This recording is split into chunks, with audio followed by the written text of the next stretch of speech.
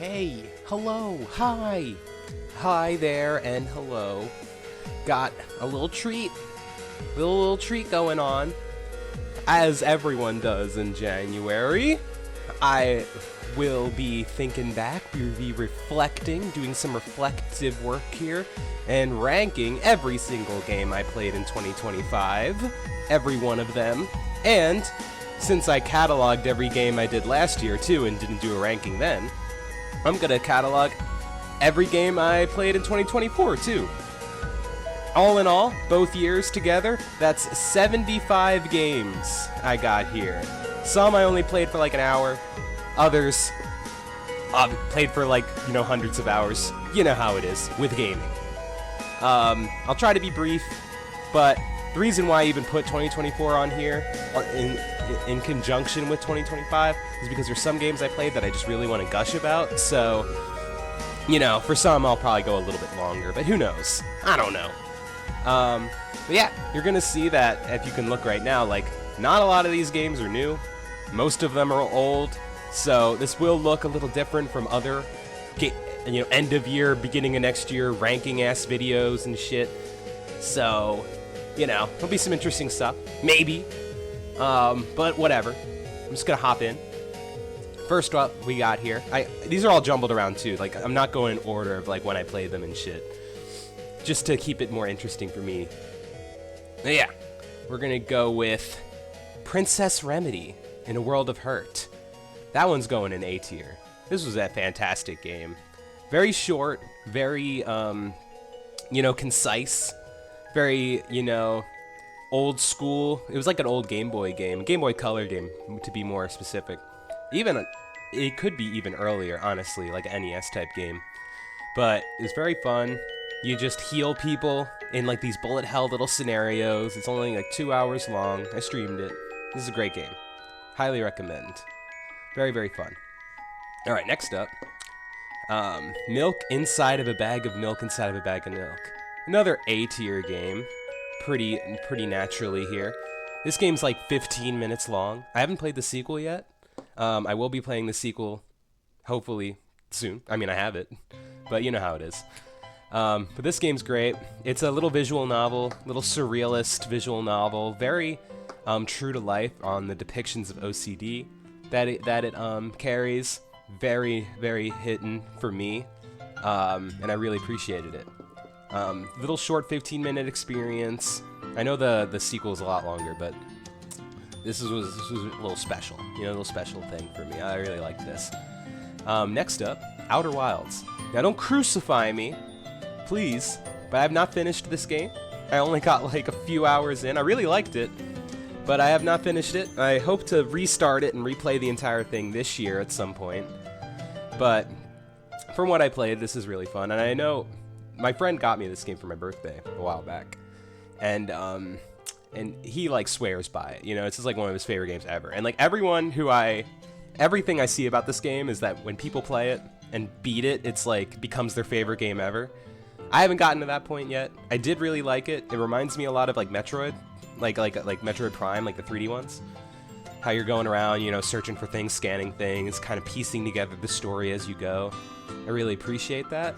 I also really love the roguelike mechanic of it. I don't really usually like roguelikes, but I think this one does it well with the whole time loop thing. Spoiler, but sorry. I don't know any other spoilers other than that, to be real. But had a lot of fun with this one.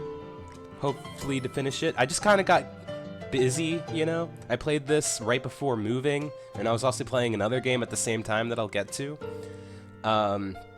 And just kind of fell by the waysides, and I got distracted by other things, and I kept meaning to go back to it. But after you stop playing a game for a couple weeks, it's really hard to like kind of get back on the horse. You'll see that with a few other games I got on this list that I'm still like itching to finish and trying to finish. But you know how it is with life. But yeah, Outer Wilds, right now, I'm gonna put it in B tier. Just because we're gonna, I assume it'll go up to maybe this area eventually, but as of right now, I haven't seen those highs yet, so I'm gonna leave it there. Next up, Deadlock. Fuck this game. Let me make an F tier. Not for Deadlock, but there's gonna be some other ones coming, I'm sure. But fucking Deadlock, I tried to get into it. My one friend is super obsessed with it. You know, Steam's little attempt at doing an Overwatch, but like mixed with some MOBA elements. It's okay. I just suck at it. I'm so bad at it. I played for like 10 hours maybe, I don't know, but never won a single game at all. Just didn't understand the mechanics. Got mad every time. You know, everyone yelling, everyone being mad. It's not my game. It's not my kind of thing. I liked the character designs. I think the map is cool. The concept is fine and all, just not my thing at all. And it just made me upset. So, not my thing. Next up, Eastward. Another thing that isn't my thing. I was really disappointed by this. I might go back and give it another try one day. I got a few hours in, and it just never really gripped me. The art style is gorgeous. You know, it looks amazing. The little pixelated art style it has. It's kind of a Zelda-like, which I didn't expect. But I did appreciate that part at least. But I don't know. The story just wasn't really hitting for me. And like the level design, you know, like I said, it's kind of a Zelda-like, but also it just doesn't, I don't know. It didn't really kind of grip me in its first few hours. The characters themselves weren't really that memorable. They were all kind of like, eh. So yeah, not really my thing. But, you know, maybe someday I'll give it another chance. Psycholonials. Now this, bringing this back up to A tier. This was a great game. A visual novel by Andrew Hussey. It's what they did after Homestuck, and it kind of is a diatribe on that, but it's not just that, you know? You don't have to just be, like, in the know of the Homestuck zeitgeist to really get and understand this game. It's very much about, like, the formation of ideologies, the formation of, you know, leadership, what it is like to be an influencer, what it is like to be a leader in a movement, and how it all goes astray and stuff, and it's got a lot of surrealist elements. It's got a really cool art style that I really appreciate, but as a Homestuck fan, you know, I'm kind of predisposed to appreciate that type of stuff. Speaking of, I got Homestuck music playing in the background for this whole thing. But yeah, if you're a fan of visual novels, it's free on Steam. You should play this. It's really good. Also, Princess Remedy is free on Steam. It's something I should have mentioned. But yeah. But Psycholonials is great. It's got a lot of great humor. It's dark woke, which I really appreciate. And yeah, the characters are great. The romance is great. It's a beautiful game. I really appreciate this game. Next up, we got Guilty as Sock. This is a friend slop game. And we got a few friend slop games on here because, you know, if you got pals on Discord, you're gonna be playing some $2 to $5 friend slop games that one of them suggests. You get them for a week, and then you just kind of play it and then forget about it. I got a few of these on here. This is the first, Guilty as Sock. This one, going in C. Didn't really care about it. It did lead to a fun night, and there was a lot of laughs to be had. It's a courtroom sim type game. And it is pretty cool. You just kind of go around, each one takes a different role, like the accuser, the prosecutor, and the judge, and you kind of act out a Ace Attorney type case. And it's all just kind of an improv, you know, showcase. It really depends on how good your friends are at riffing off of each other. Luckily, I have a pretty fun group for that. But if you don't have that, this game will really do nothing for you. And also, you could just imagine things in your head. You don't really need the game and medium. But I do like that the game is sock puppet themed. I think that was a pretty fun kind of, you know, vehicle for the game to be in. I liked it, but I didn't really care that much about it. So yeah, that is why it's C. Next up, Ginger's Letter to Santa. That's going in B. This was a great game, but not like A tier level. It had a little bit of a confusing mechanic for the battle system, and it took me like the whole time playing it in order to understand it. It only took me like 4 or 5 hours to beat this game, but in that time, I was confused the whole way through on how to actually do anything. So this game is a spin-off of another game that is not on this list because I haven't played it, called Virgo versus the Zodiac. This game is a little Christmas bonus game that they made that's like completely different, but like kind of features some of the characters from the main game. I played this for Christmas. I streamed it, and it is fun, and it's got a great charming vibe. It's very Christmassy, and I appreciate it for that. And I had a good time playing it, but you know, it's not a game changer or anything. I just had fun. Next up, Liar's Bar. This one also going in C, but over Guilty as Sock. This one's fun. It's like a poker simulator, but like a cheating kind of simulator. It's like I can't really describe it. It's like some sort of card game that I don't really remember what the name of it's called, but you basically you're trying to, you know, lie and one-up your opponents by like bluffing that you got like the cards that they think you might have, but it's not actually poker. It's close to poker in like a way that the games flow very fast, which I really appreciate. It's another friend slop game, which, you know, it's not really slop, but you know, I just think the term is funny. So you know, if you have a good group going, it's good for a night or maybe a couple nights. I was kind of goated at this game. I don't know how, but I was winning a lot. And you all play as like furry characters, and you get to shoot each other and play Russian roulette like during the card game, and that's really fun. It's pretty chaotic. I really appreciated it. I think this game was fun. But you know, it is an experience that isn't gonna like change you or anything. It's just fun. I might put it up in B later, but as of right now, it's just gonna be high C. And that's how I feel. That's how I feel about that one. Next up, Horror Veil. This one, I'm very close to finishing, but I have not played it since November. Sorry. This is another stream game for me. This game's great. It's going up in A. It's a beautiful RPG that's all Halloween themed. Great characters, great music, great setting.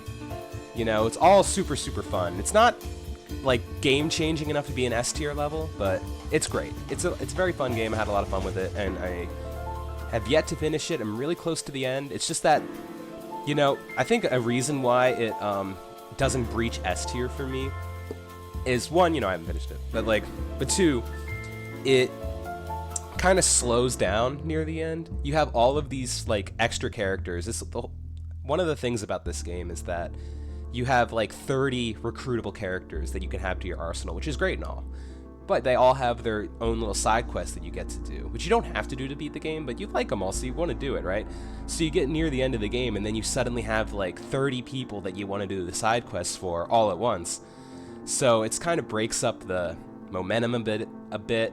I mean, you don't have to do that. It is optional, but I want to do it, but it's kind of daunting to do it because there's some characters I like more than others, and I want to stream the whole thing. So it's like a whole thing, and there's other games, you know.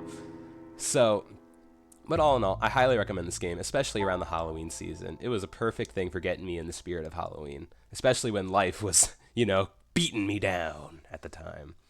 But this game, you know, was a lot of fun. And I am going to finish it pretty soon, hopefully, within the next month. I'm going to look to get back into it. There's a couple games on here that are very, like, I'm going to get to them as soon as I fucking can, I promise. You know. But yeah, A tier for that one. Now this one, Anthology of the Killer, our next game. This one's going up in S tier. This is our first S tier.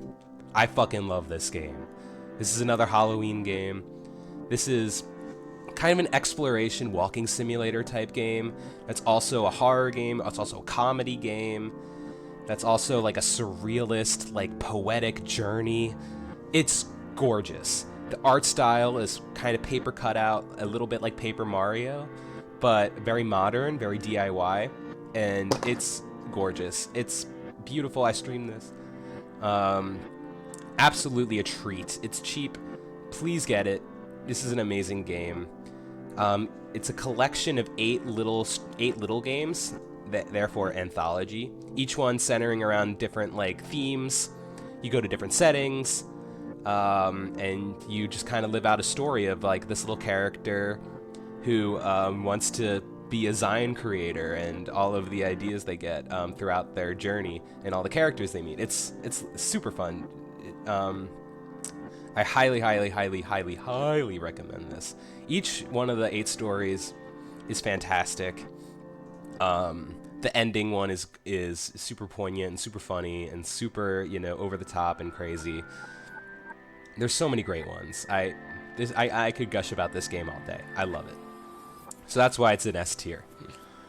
Next up, Liberation Maiden.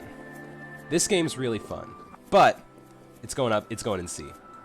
It's fun, but only the final boss is fun. It's a Suda51 game. It's kind of like a bullet hell, like shoot 'em up type game. You play as the Japanese president in the future, where she is a mech pilot fighting against these like evil bugs and like weird alien things that are come out of the ground in these like towers. And that sounds awesome, right? It's also a really short game, so you can beat it really quickly. But everything except for the last boss is kind of underwhelming. You just kind of fight these towers, you go from tower to tower, you know, destroying things along the way. The boss designs are just big towers that don't really... There's no, like, wow factor, you know? Until you get to, like... This game would be in D tier if it wasn't for the last boss, which is awesome and is super fun and super cool. But it just, you know...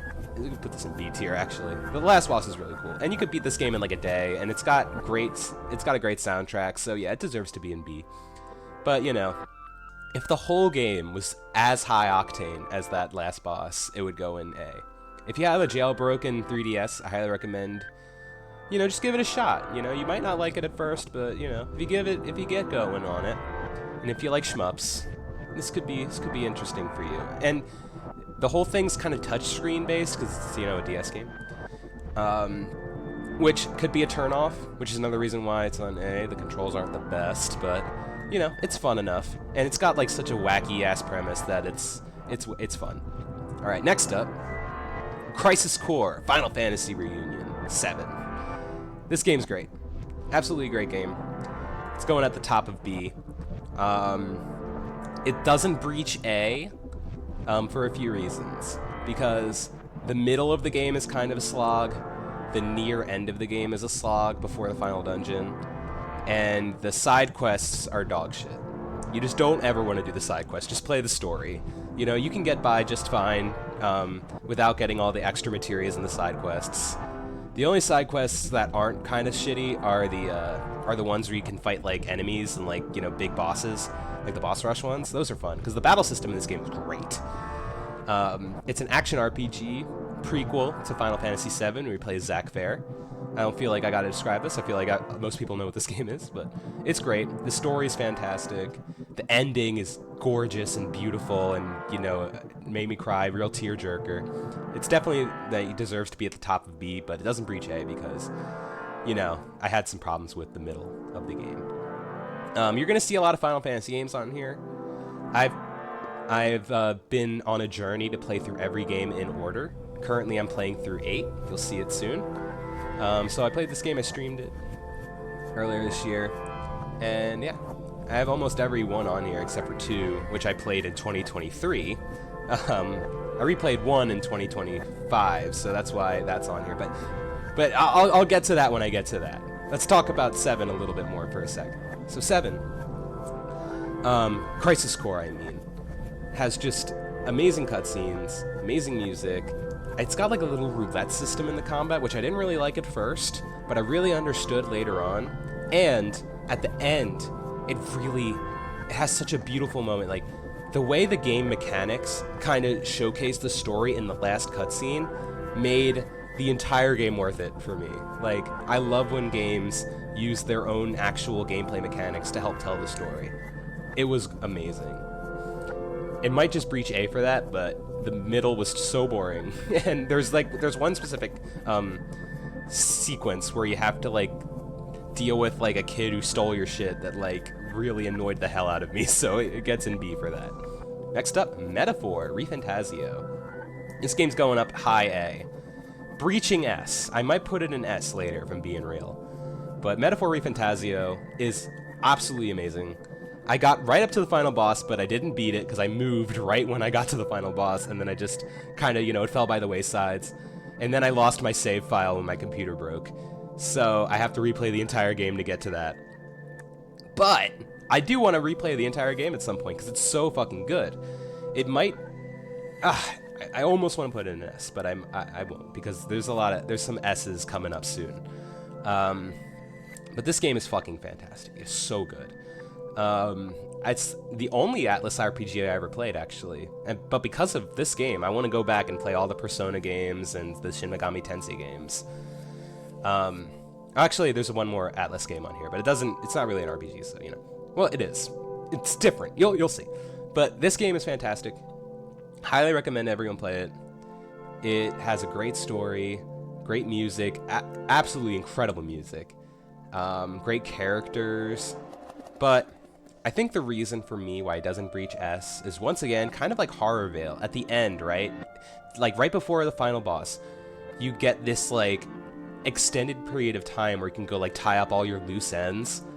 And, like, that's great and all for completion's sake, which I did. I maxed out all my friendships, and I got all the stuff, but it just kind of broke the pacing a little bit, and it kind of made, like, the ending parts just a little bit of a slog, and you know, that's cool and all. I'm glad that you have the option to go back and do all that stuff, but it kind of felt, like, required of me, because I had, like, all this time to do all this stuff, and I don't know. I just feel like the story was like, alright, we're gonna stop for you. You can do all this stuff for a little bit. I don't know. If I go back and replay this game at some point in, like, the next year or two, in that end of year list, I might put it up in S tier. But for right now, I'm gonna give it a high A tier. Highly recommend you play it. I'm sure everyone knows about this game, so I, don't gotta go too much into detail. But yeah, great game. Great story, all that, blah blah blah. Next up, we're gonna have Chained Together. Chained Together is actually going to put this in B. I had a lot of fun with this game. Me and my friends, we never beat it. Another friend slop game here. But it was just so wacky, and it was just such a funny night. You play as 4, like, dudes in, like, an really, like, ugly-ass, like, Unreal Engine, like, hell environment. And you're all chained together. And you all have to, like, get out and escape by going through, like, this big-ass tower obstacle course. And, of course, if you ever fall, you have to redo the entire fucking thing. So it was really fun when we all would fail, and we all yell at each other, and we would all try to, like, organize our jumps and do all that stuff. It was a lot of fun, and a lot of laughs to be had, and it was just a game that you immediately understand, immediately when you go in, you get the point, you get the antics, and from the jump, there's no learning curve. All your friends are just having a blast. Had a great time with Chained Together. But it's B because it has no story and there's not really anything you should care about, really. It's just pure fun factor. Letter League. A tier. This game is just Scrabble, but for free on Discord. So many nights, when you in the gang, when you and the lads, you don't know what to do, and you're like, girl, it's time for some Letter League. You just pop it on, play some Scrabble, rack your brain, have fun for an hour or two until you decide to do something else. It's Scrabble. It's a tried and true thing. I don't gotta explain Scrabble to you. It's A tier. It's fun. Alright, fuck off. Next up, our next S tier, Phantasy Star for the Sega Master System. I fucking adore this game. I love this game so fucking much. This game is a classic. I'm gonna put it over Anthology of the Killer, actually. This game is a classic and a half. It is the most visually impressive 8-bit game I've ever fucking seen. It is gorgeous. It has amazing enemy design. It has amazing kind of story progression for the era. You gotta think back to the era this was in. Like, this came out, like, the same time Final Fantasy II came out. Like, it had crazy competition, but it just went leaps and bounds, in its own path, on its own trajectory. And I wish they made more Phantasy Star games after, like, the 4 that they made. Obviously they made Final Phantasy Star Online, but, core RPG experiences.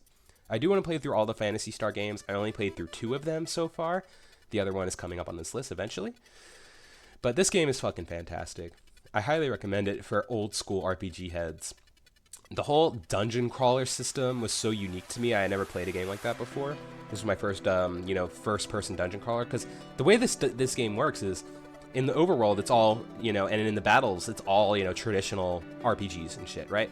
But then when you get into the dungeons, it suddenly becomes a dungeon crawler, and you gotta like map out the routes and everything, and there's traps. Luckily, it was so cool because I used like an old GameFAQs guide from like 2001. That had like all these like maps like mapped out in like ASCII fonts. It was like so sick.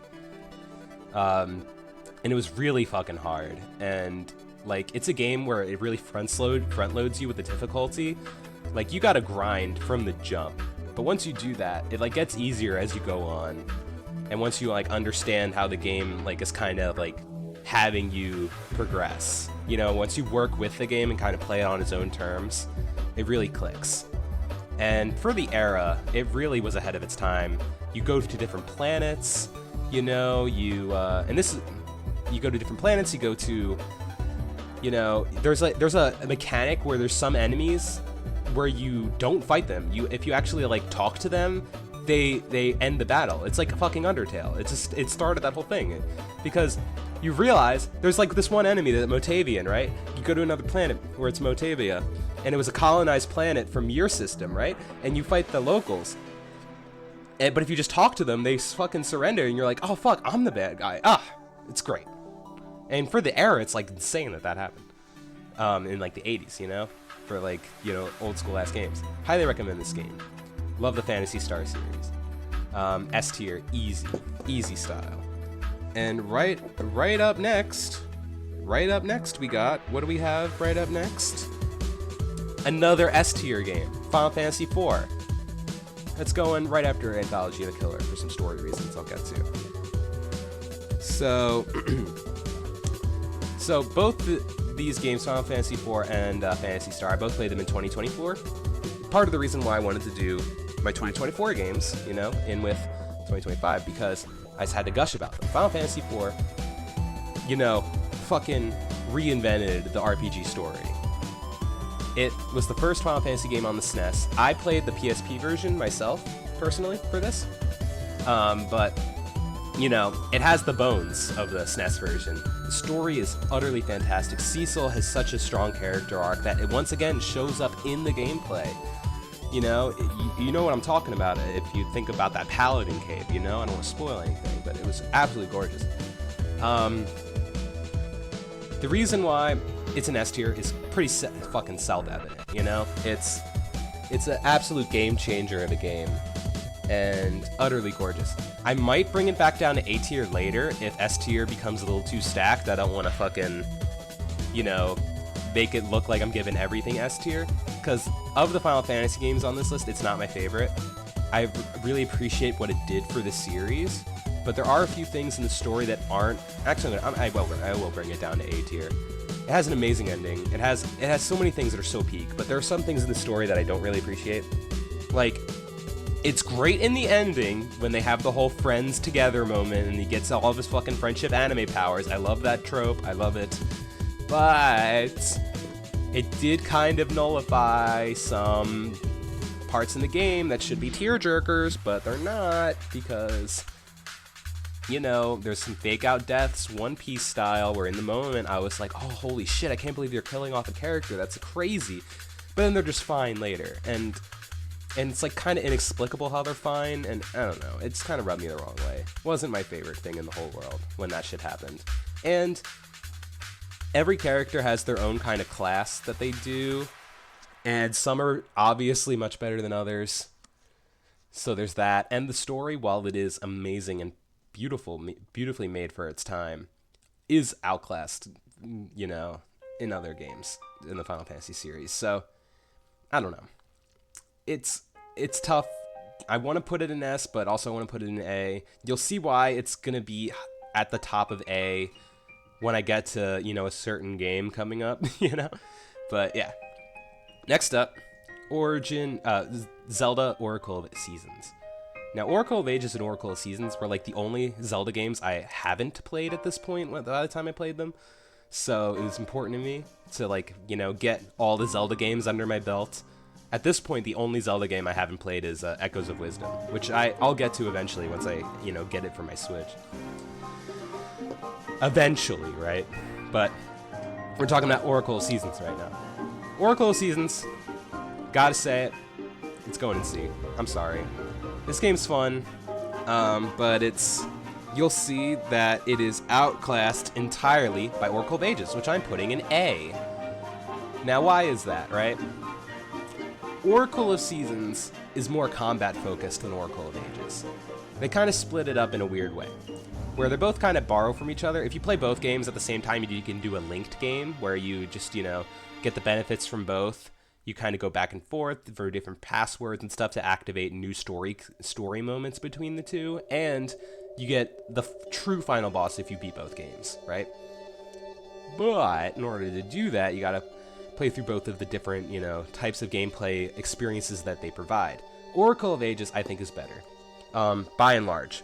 The dungeons are more puzzle focused, which is a lot better for me. That's more of what I look for in a Zelda game, is intricate dungeon puzzles and just a sense of atmosphere. I think the story is better in Ages. I think the villain, Varen, is better than Onox. I like the whole time travel mechanic. Zelda always hits with their time travel mechanics. I think the vibe of the game is better. I like the characters more. I like the dungeons more. I like the way the dungeons progress more. I like the items more. So all of that is why this is better than Seasons. The Seasons doesn't do a time travel mechanic. It does like a seasons change mechanic, which is okay, but it doesn't lend itself to puzzle solving as good as the time travel does. And there's a whole underground segment that's in this game that isn't in Ages, which I kind of felt like it was a bit of a slog, the underground segment. I didn't really like the dungeons in Seasons. I thought they were kind of bullshit, especially near the end. And, the battles just... It's a more battle-heavy game, right? And it's a Game Boy game. Like, all you do is press the fucking A button, right? So it's not that engaging to do the battles. I kind of just felt like wanting more, right, from this game. Which I played Ages first, right? So I kind of, got everything I wanted from, this type of game.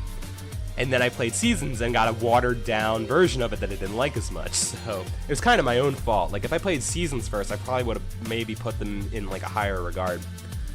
But, they're both still Zelda games. They're both still good, right? But Ages, I just felt, was far and away better than Seasons. Which made Seasons all the worser in my eyes, because of how much I was comparing it to Ages. So yeah, that's that. Next up, Final Fantasy VI, S tier, easy. Easiest S tier of my fucking life. This game is in my top 5 favorite games of all time. I cried like a fucking baby at the Celeste scene. I don't want to spoil it, but there's a scene in the middle, right after the big climactic, tone shift that changes the entire second half of the game.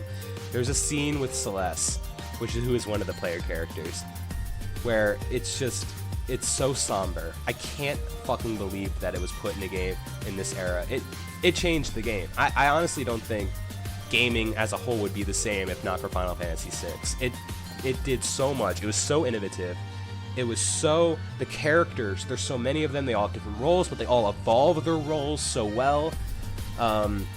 Save for a few that are kind of whatever. But most of them are so good, and they're so well written. Terra is such a great main character. Celeste is such a great deuteragonist. Sabin and, Locke and Edgar, they're so memorable.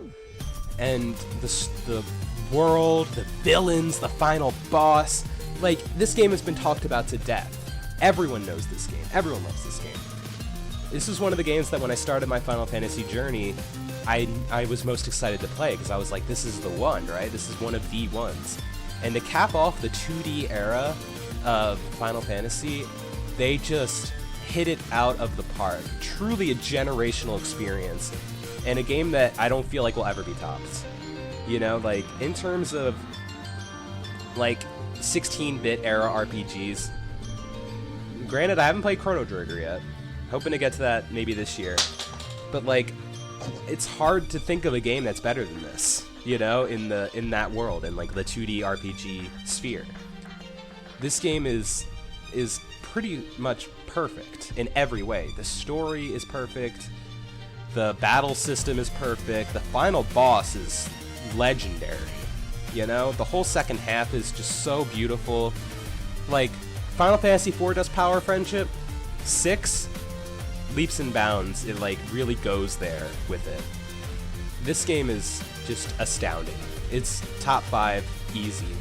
Easy's top 5 of my life. It's Dragon Quest. Original Dragon Quest. I played the Game Boy remake for this. Not the new remake for the Switch, but the Game Boy remake. This game's great. I'm going to put it in B tier. Now I know that this is like the grandfather of all RPGs. I'm put it under Outer Wilds. But you know, it's the grandfather. Its age does show. It's short, you only have one party member, you know, and there's not a lot of variety, and it's kind of cryptic. But, you know, none of that is its fault, you know? It's just is the way it is. I appreciate it so much for what it did for the genre, and I loved my experience with it. I had a great time with it. But, you know, it's old. It's old, and it shows its age. You know, Phantasy Star also is old and shows its age, but I just feel like it surprised me and wowed me way more than Dragon Quest 1 did. I knew exactly what I was getting into with Dragon Quest 1, and it delivered the entire time. And I am very excited to play the remainder of the Dragon Quest series. I've only played Dragon Quest 1 and 2 at this point. I'll get to 2 in a little bit. But I can't wait to play Dragon Quest 3. I've been wanting to play the new version, but I think I might forego that, because, you know, money. But, and I'll just emulate an old version, but I don't know. I do want to play 3, because I know that's the one. You know, like, that's the one that changed the whole fucking game, but Dragon Quest 1 is a great game in its own right. I highly recommend it, especially if you're an RPG fan. Like, if you're an RPG fan, you owe it to yourself to do your fucking research, do your homework, and look at the history of the genre, and see what made everything happen. And that's what Dragon Quest does. So, it's a great game, but, you know, it shows its age. Pokemon Soul Silver. Now, for the couple Pokemon games I have on this list, I have played every Pokemon game like 100,000 times, except for the Switch era and beyond, because I'm a fucking adult. And Pokemon kind of sucks now, and it's very sad what happened to the series, because they just don't care and don't try. But Soul Silver is a perfect game. I've played this game like so many fucking times. This was a replay that I did in 2024. I only got to Claire at this point, because you know how it is with Pokemon games, especially if you've played them forever. You get far enough and then you just kind of fizzle out. You're like, I'm kind of bored. I played it enough. I already know how this game ends. I've been to the ending so many times. I just wanted to get a little bit of Pokemon in, and just wanted to like have fun with my funny guys and have a little adventure for a little bit. I don't have to see the end of this. So this specific playthrough, I'm gonna put in B tier, because I had my fun with it, and I ended it off, and it was just kind of a fun, you know, regular old experience for me. But, you know, if I'm going pure objectivity here, like, not just of my own enjoyment of my current playthrough, but if I take into account every playthrough I ever did of this game, it's going in S tier, you know? Because it's fucking Soul Silver. It's a beautiful, perfect game. But my personal playthrough that I did this specific time in 2024, that one's just a B tier playthrough. The playthrough I did in 2010, you know, when it came out, like, that's S tier, but you know how it is. You know how these things are. Alright, next up is Final Fantasy VIII. Everyone knows fucking Pokemon. Okay, I don't have to justify that. Final Fantasy VIII next. This game I am currently playing through. I'm at like the Salt Flats part. I was gonna play it today, but I decided to do this instead, because I wanted to show off my new VTuber model that I drew. Isn't it pretty? Look at her. But Final Fantasy VIII, so far, I'm not at the end of the game yet. I haven't beat it yet, so it doesn't qualify for S tier yet. But I'm gonna put it in high B. This could go to A, it could go to S even. I love the story. I love the story.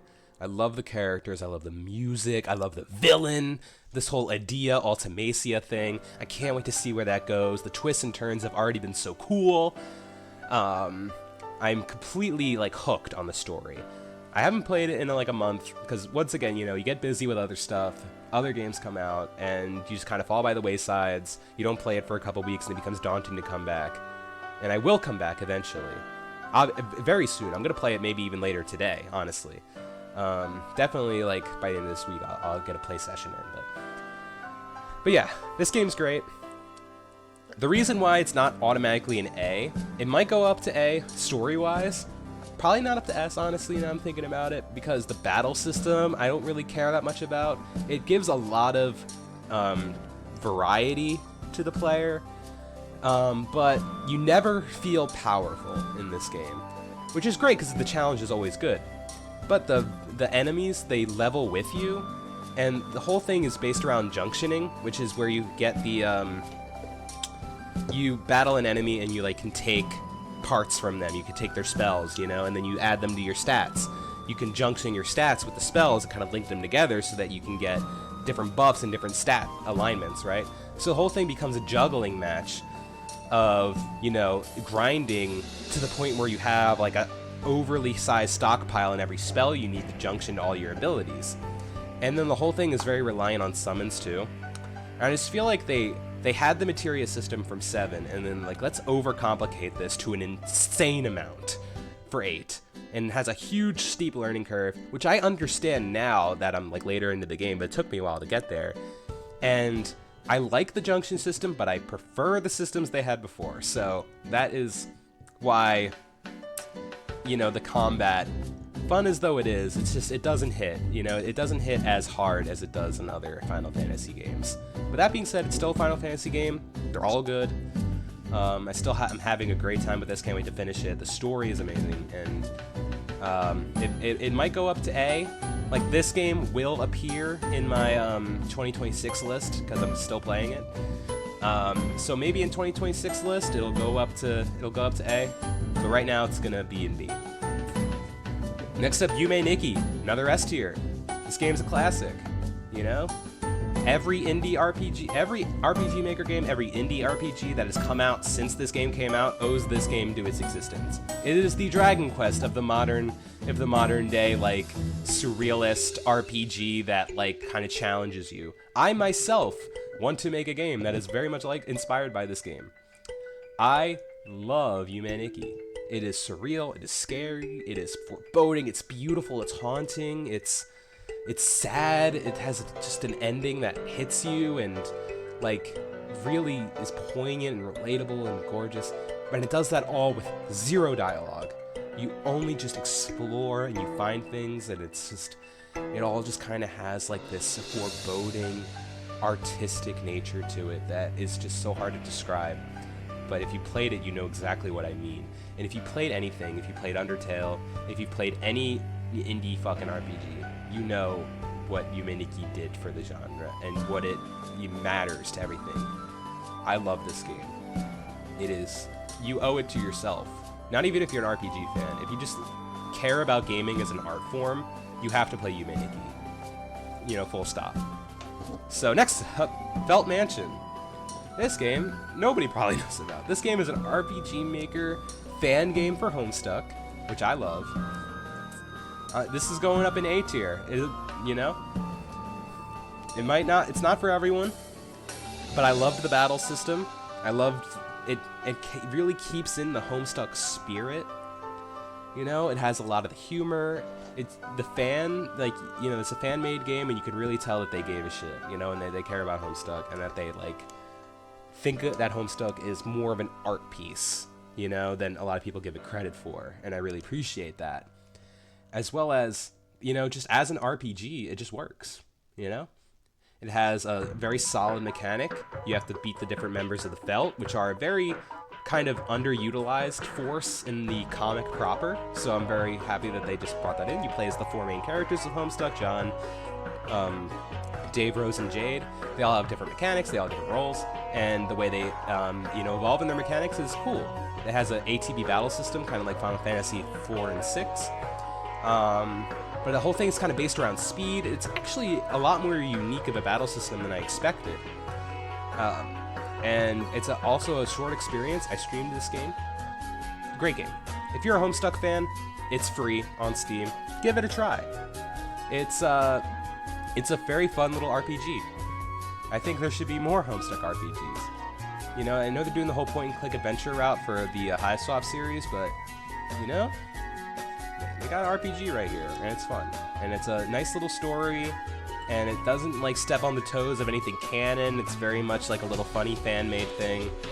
I highly recommend this if you just want more Homestuck in your life. Next up, Final Fantasy VII, everyone's favorite, the GOAT. Is it my GOAT? No, but it is going in S tier, though, because it is awesome. This game rules. Actually, A tier, nah, it does deserve S tier. It changed the game. What can I say about this game that hasn't been said before? You know, it's Final Fantasy VII. Everyone knows this game. One day, I want to play the remake trilogy when the trilogy is all complete.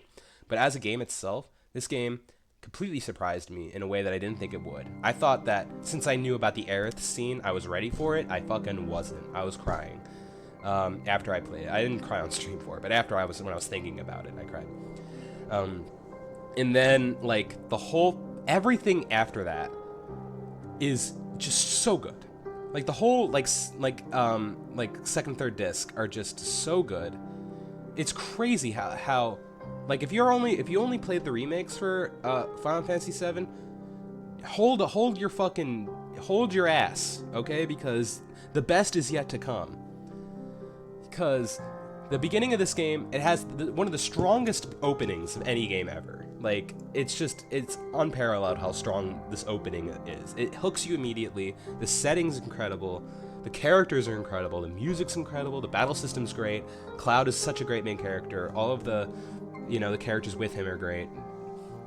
And then you end that off and you're in the open world. And that part's all good and all, and it has like its moments of, boringality as you're just kind of meandering around looking for Sephiroth, and you're just like, whatever. But then you get to the Temple of the Ancients, and then everything amps up to 11 for the whole rest of the game. After you get the High Wind too, forget about it. It's crazy. It's just great. It's Final Fantasy VII. I don't gotta explain myself. Everyone knows about this game. Everyone loves this game. So yeah, it's S tier. Duh. Next up, Supermarket Together. C tier. At the end of C tier. It's not... actually D tier. Fuck this game. It's not like... Okay, it's not like bad or anything. It's just like, of the friend slop games here, it's definitely like the most shitty.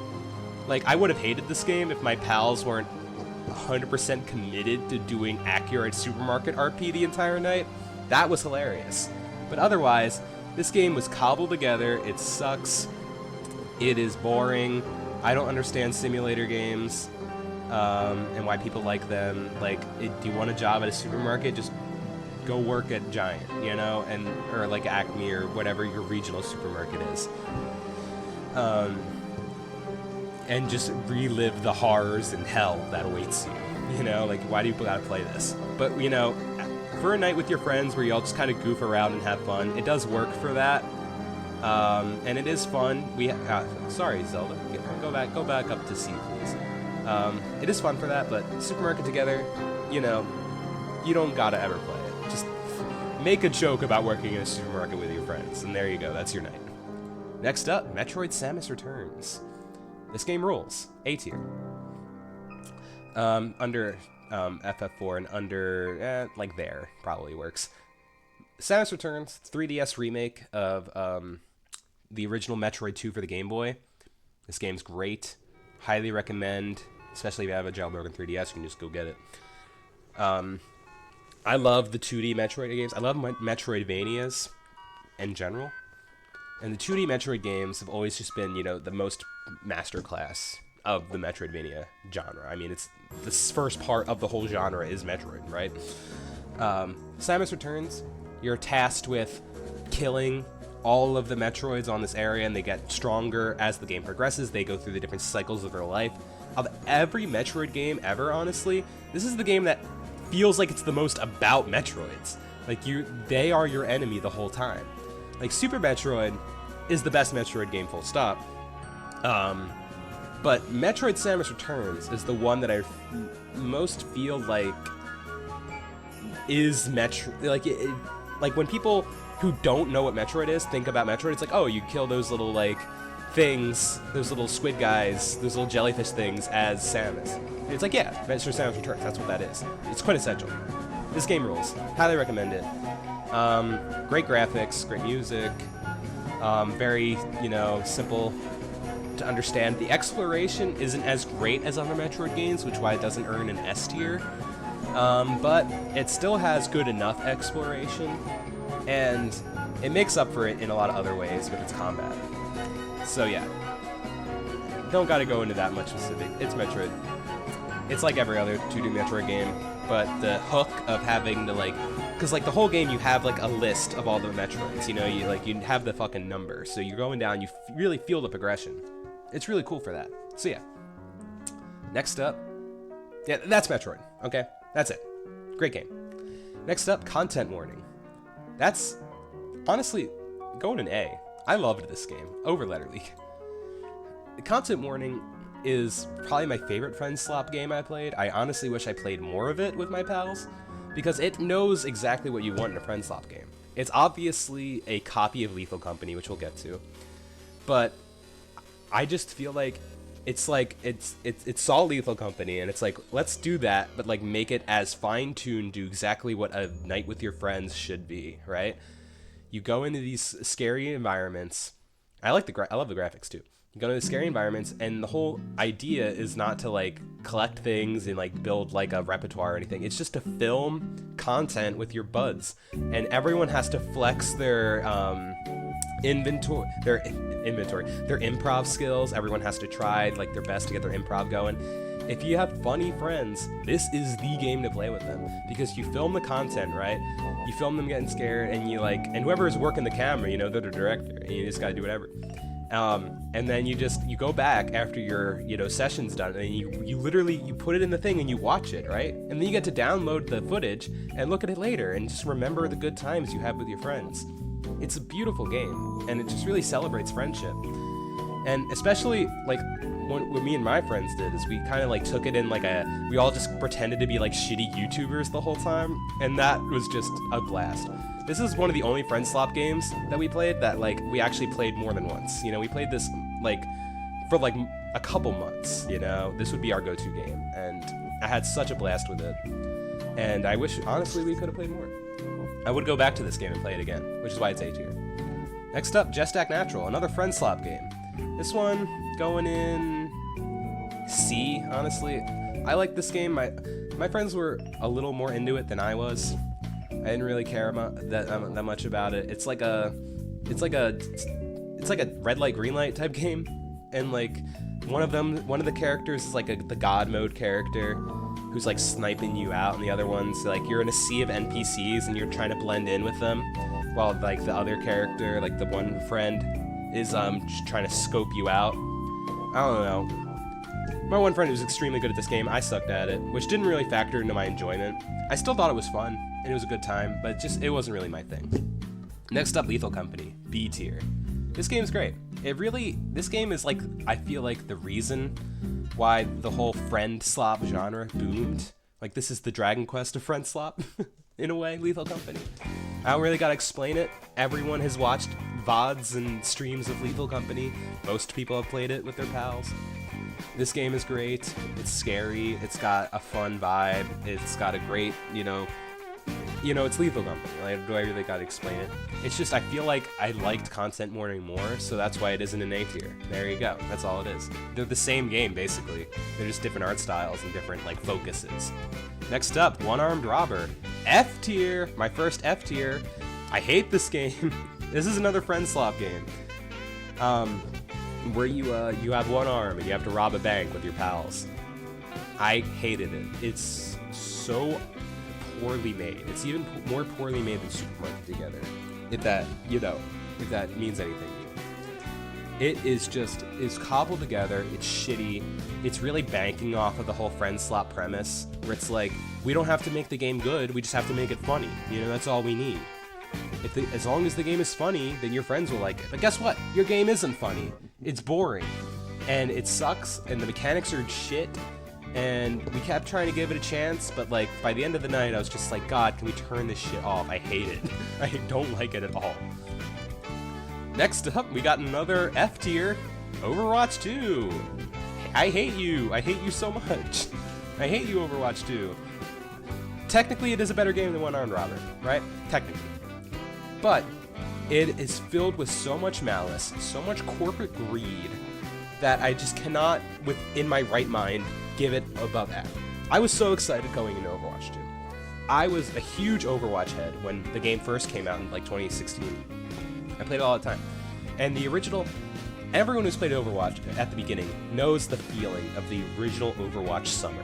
Everything was like insanely like chaotic, insanely like the power scaling was off the charts. There was no like balance, but it was so wacky and fun, and everyone just had a good time. It was before the competitive creep came in and made everyone into like sweaty tryhards that hate each other and just made everything like too serious and sad. Overwatch 2, I was hoping would capture some of that energy, right? But it never did. I played this game like non-stop for like 6 months, and the whole time I was mad.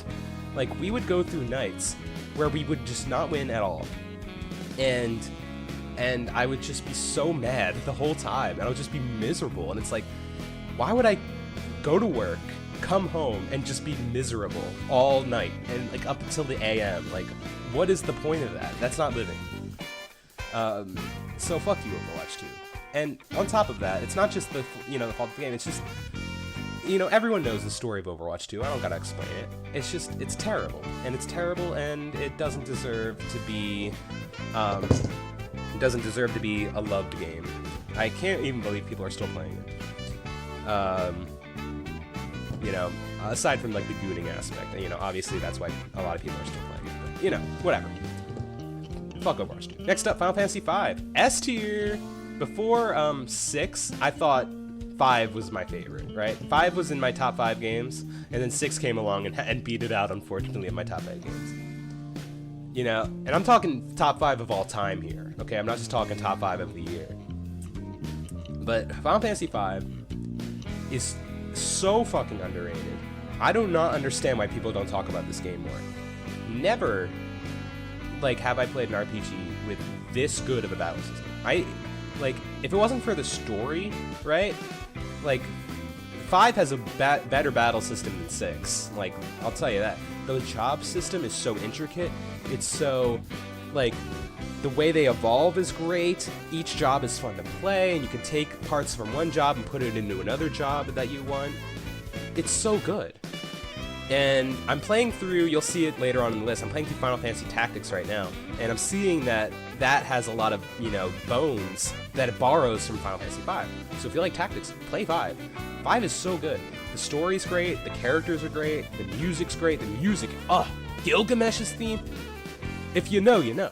It's gorgeous, it's perfect, I love it so much. I love this game. It's so anime, especially with Gilgamesh, especially with the ending. It's just great. It is a great game. But it didn't make me cry at any time, There is one scene that is close to cry territory, if you know. But it's just, it didn't really fully get there to me. But the ending is so beautiful and so poignant, and I loved it. This game deserves S tier far and away. It is a beautifully made game.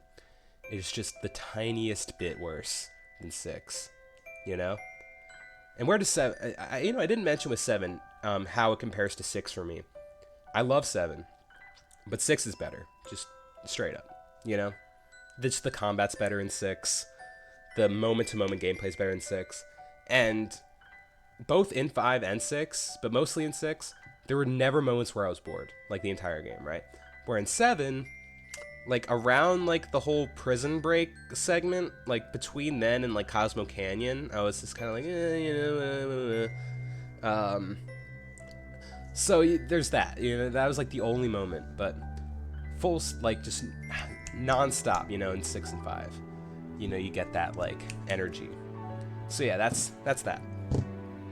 Play 5. It's so underrated. I don't understand why people don't love it so much. Next up, Castlevania. The original NES Castlevania. I never beat this game before I beat it for back in 2024 around Halloween. But this game rules. I love this game. This game is fucking fantastic. Another A tier. You're noticing that there's a lot of A tier games. Crazy that, you know, you pick games that you want to play and it turns out they're good, you know? And that you like them. So Castlevania rules. We'll put it over Felt Mansion, actually. Maybe even over Cyclone. Yeah, probably there is good. Castlevania is great. I don't gotta explain it. Everyone knows this game. It is, you know, just straightforward platformer, fighter, you know, like, it's not a Metroidvania yet, you know, Castlevania didn't get that, like, system yet. It's just a very straightforward side-scroller, but it's tough. It oozes Halloween charm. Oozes it. You know, effortlessly, too. Like, Horrorvale oozes Halloween charm, but they made it to do that, right? Castlevania, it just is that. It is Halloween. And I don't gotta explain it, you know? Play Castlevania. You know what I mean. But it does get outclassed by another Castlevania game from the classic era that I'll talk about in a little bit, but Castlevania rules. Great game. Love that game. I need to play more Castlevanias. I have not played every Castlevania game, but I look to do that eventually. Next up, Metroid Prime, the first one. I played this game because I was like, ooh, for 2025, I'll play all the Metroid Prime games to get to Metroid Prime 4. Glad I didn't do that now, because apparently Metroid Prime 4 is lame-o. But I only ended up playing through the first one, and even then I didn't beat it. Not because it's a bad game. Just because, you know, like a lot of games, it just didn't, like, I got to a certain point, and then I was just like, I got busy with other stuff. And I started playing Final Fantasy VI, right? And that just kind of overtook my whole life, and Metroid Prime kind of fell. It's a great game, you know? I just prefer the 2D Metroids. You know, 3D Metroid's great and all, just prefer the 2D ones. Though I still do want to go back and finish this game eventually. I played it, like, on GameCube, you know? I do want to play this game eventually and play through the other ones, the other Metroid Prime games eventually, too. Just, you know, this one, it's good. You know, I like scanning things, I like learning more about the world. The atmosphere is so good. It's got a great atmosphere. It's just, I don't know, it just never really, I'll put it here, right after Dragon Quest. It never really got me, you know, never just had that moment where I was like, this is the only thing I should be thinking about, you know what I mean? So that is why it's only in B and not A. If I finished the game and it had like a strong-ass ending, I might put it in A. Maybe eventually in some other year-end list I'll put it in A. But as of right now, I think B is safe because it's good, and I recommend everyone play it. It's just, you know. Next up, Fortnite. Who hasn't played this game? Everyone in the whole world has played Fortnite. I don't gotta explain it. It's A. It's great. It's fun. You know, who doesn't like this game? It's great. I don't care about being good at this game. It is one of the only shooter games. I suck at every shooter game. Bar none. If it's a shooter game, I am terrible at it. But Fortnite is one of the only ones where I don't care that I'm bad at it. Because it's just fun. You're just having a good time. You play as these crazy characters, you know, they just added the bleach skins, and I love that. They're adding Chainsaw Man 2 hopefully soon, and I'm going to, like, go apeshit for that. I haven't played this game in, like, a year. This was from 2024. You know, how this game appears on the list. But I used to play it all the time. I actually didn't play it until, like, 2023 is when I first got into Fortnite. Actually, 2022, maybe. Nebulous, that era. But I didn't play it, like, when it originally came out because I was, like, elitist about it. I was like, it's the fucking new shit that everyone loves. Who cares? I don't like it. I don't care about it. But then you actually play it, and you're like, oh, this is actually rules. Like, why was I being a dick? Like, this is actually really fun. You know, maybe the majority, like, maybe, like, you know, like, normies are right about stuff sometimes. You know what I mean? Maybe I was just being, like, an elitist jackass. And that's how I felt when I played Fortnite. And it's at its core, Fortnite is a friend slop game. You know, you just play with your friends, you have a goofy time, You kill some people. You listen to Kendrick Lamar in the cars as you drive around, and you just have fun. Great game. I don't gotta explain it any further. Expedition 33, Game of the Year 2025, right? A tier. I haven't beat this game yet. I only just got through Act 1. I only bought it after it got Game of the Year because I was watching, the Game Awards, and I like said, I was like, if it gets Game of the Year, I'll get it. And then it did, so I had to buy it. It's a Final Fantasy game in everything but name. It's great. It's got a great battle system. It's got great music. It's got great characters. I understand why it won. In my 2026 year-end list, it might head up to S tier. I would not be surprised if it did at the rate it's currently going. I'm having a lot of fun with this game. It's just I haven't beat it, and I haven't gotten that far into it at all, so I can only put it in A right now. I'm sorry to Expedition 33 heads. I will get there eventually. I am excited to beat this game. It's just I have so many games that I'm playing, and it just kind of falls sometimes. I haven't played it in a couple weeks, but I will get back to it.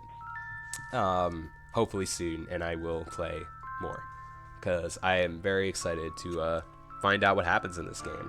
The story, it keeps taking turns. The end of Act 1, I couldn't believe that shit. I was floored.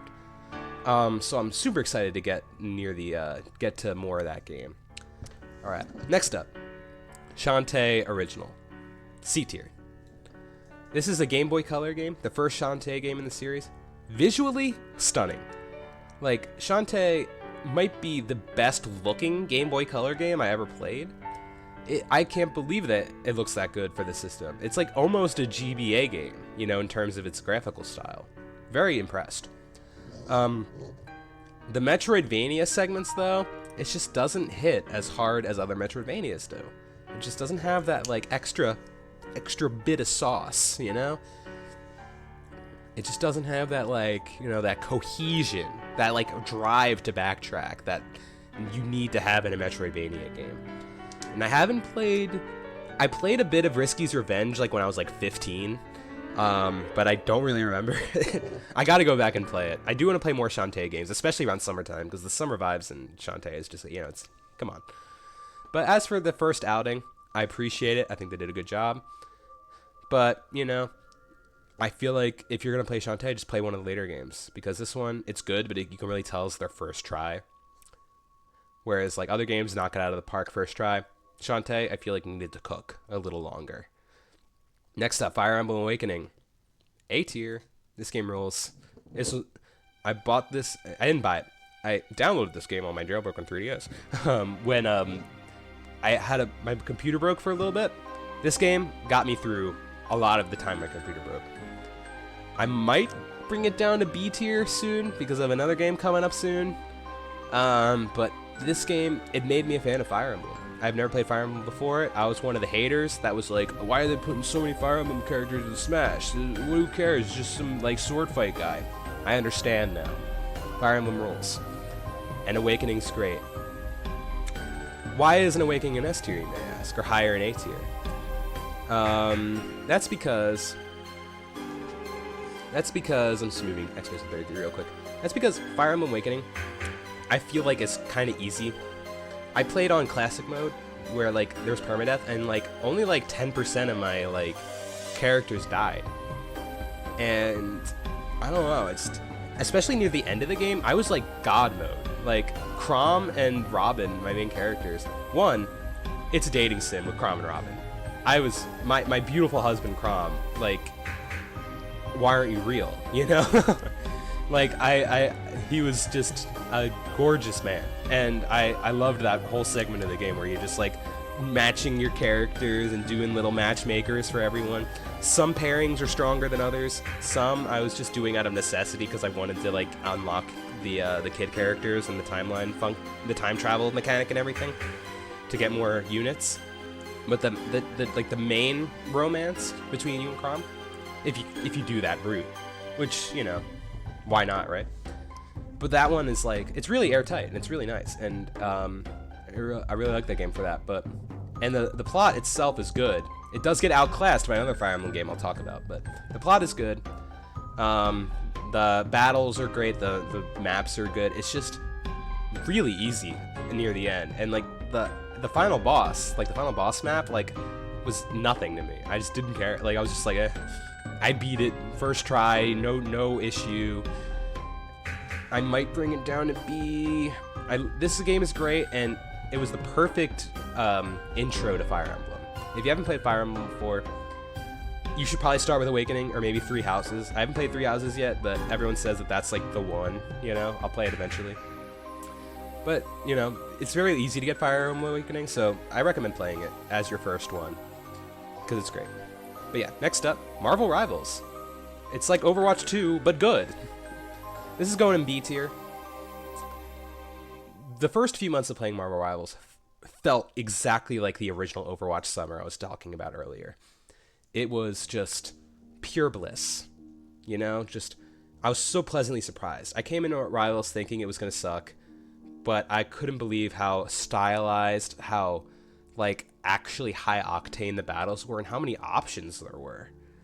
I was just really floored by how much I actually liked the game. As it's gone on, the community and the competitive nature of it has turned me off a bit. I do not play Marvel Rivals that much anymore. I haven't played it in a few months. At the beginning of the year, and beginning of 2025, I was playing it like every single day, you know? I was rising the ranks. I got up to like Diamond at some point, maybe even higher than that. I don't really remember. Like high Diamond, low... I don't think I ever broke Celestial, but like I got close. Oh my gosh, sorry. Then I'm getting killed by true gamers for not getting Celestial. All my pals got Celestial. I just suck. You know, like I said, I suck at shooter games. But I tried my best. God damn it. I was a Mantis main, in case you care. But I had a lot of fun with Rivals. I just, you know, you have your fun with a game and you just kind of leave it alone. I don't think it could get A. It's just, I don't know. Replace it with Fortnite if you want. Whatever. You know, it's B for me. It's B for me, alright? I'll put it like down here in B. Castlevania Bloodlines. Honestly, I was really disappointed by this game. So I'm putting it in D tier. It's not bad, you know? It's the Genesis Castlevania game for the Genesis. It's not bad, right? It's just the difficulty in it isn't like the some other Castlevania games where it's like, you know, you die and you get mad, but you're like, that was my fault, I died. Like this one is just kind of like bullshit, like just the whole time, and it doesn't give, you know, the Halloween vibe that I'm looking for in Castlevania. It doesn't give that, like, I don't know. I just didn't like. I like the one character with the spear. You can play as two different characters. The spear character is fun. The Simon Belmont, like, not actually Simon Belmont character in it, not as fun. I just felt like the whole time I was just like, I don't care about this guy. Let me play as a spear guy. I'm gonna go back and play as a spear guy. The password system sucks. It's just not good. The password system in this game in order to progress. Not great. And, like, they never give you wall chicken. And it's just, I don't know, coming off of the high, because I played this right after I played the entire NES trilogy, back to back. So then I played this one, and then I should have just played Castlevania 4, right? Which I still haven't played. I need to play that eventually. But I decided to do Bloodlines because I was like, you know, like that's an unsung one. People don't talk about that one as much. Now I understand why they don't talk about it as much, because it's not very good. It's like, if you love Castlevania, give it a try. Maybe you'll like it more than me. But for me, it just wasn't my thing. Next up, Fire Emblem Echoes Shadows of Valentia. Now this is a Fire Emblem that is worthy of A tier. This game was fantastic. It is hard as shit. I played classic mode. Like, I'm not playing the Fire Emblem game without permadeath. Like, what do I look like? You know, what do I look like, a loser? But no, I'm just kidding. But this game, like, really, like, challenged the hell out of me. Even though they give you a rewind function to, like, help redo some of your mistakes, I kept finding myself in unwinnable scenarios where I had to give up a party member all the way to the very end. Like, the final boss was tough as shit. The whole final area was tough as shit. The maps were tough as shit. It doesn't get into S tier because some maps were tough in like a way that were like lame and boring. Like, if you know, you know. Like some of the Celica missions are like, why would they do that? Why would they make the whole map poison? Like, it doesn't make sense. But for that, it makes up for it a lot. The plot is so nice. You play two different stories that come together. There's a romance between the two main characters. They're star-crossed. They're both on different sides, fighting for the same thing, but like in different ways, and they come together and they come apart. There's reveals that they're fucking princes and princesses. There's dragons and like this whole like war of gods. It really takes. And I know this is a remake of an old game, right? I really feel like it took Awakening's like whole thing and just like made it better. You know, the characters themselves, I don't feel like, aside from like the main characters, like the side characters aren't as like strong as they are in Awakening, but I feel like they serve the story better than they did in Awakening. Like a lot of Awakening's side characters just felt like they were there to be like cute like merchandise type characters, if you know what I mean. Like, oh, they're cute and you want to pair them up with each other to like do your little dating sim. But Echoes is like, you're commanding an army, right? And you have to make tough decisions, and you have to like, this game kicked my fucking ass, okay? It took me like 2.5 months to beat this game. Like the later battles, like each one takes like an hour each. It is hard, but after every one, I like was fucking like wiping my fucking brow and being like, God damn. It just felt so gratifying to like actually beat them. So yeah, it's an easy A tier. Easy A tier. Maybe, honestly, it might even go in S if it weren't for some of those maps just being dumb. But please play Fire Emblem Echoes, Shadows of Valentia. It's got a great story. The music, I haven't even talked about the music. The final boss theme is just incredible. Incredible. The music in here is crazy for the 3DS. I really loved it. I love this game. I can't believe it's not talked about a lot in the Fire Emblem community. I feel like Echoes should really be loved more, because I had such a great time with it. Alright, moving on. Rental. This game's great. It's 15 minutes long. It's a nice little cute horror game in the Animal Crossing style. I think it's free. Play it for Halloween. It's a cute little game. It's got some scary moments in it. It's kind of like plays like the original Silent Hill in like kind of like vibe. But it's not really that scary, and you could beat it in like 15 minutes. And it's just a nice little thing you can spend like a half hour on in between doing other stuff. It's fun. I like it. That's all there really is to say about Rental. It's very short. Alright, next up, Mega Man Zero Collection. I played this game when I was a kid, and I replayed it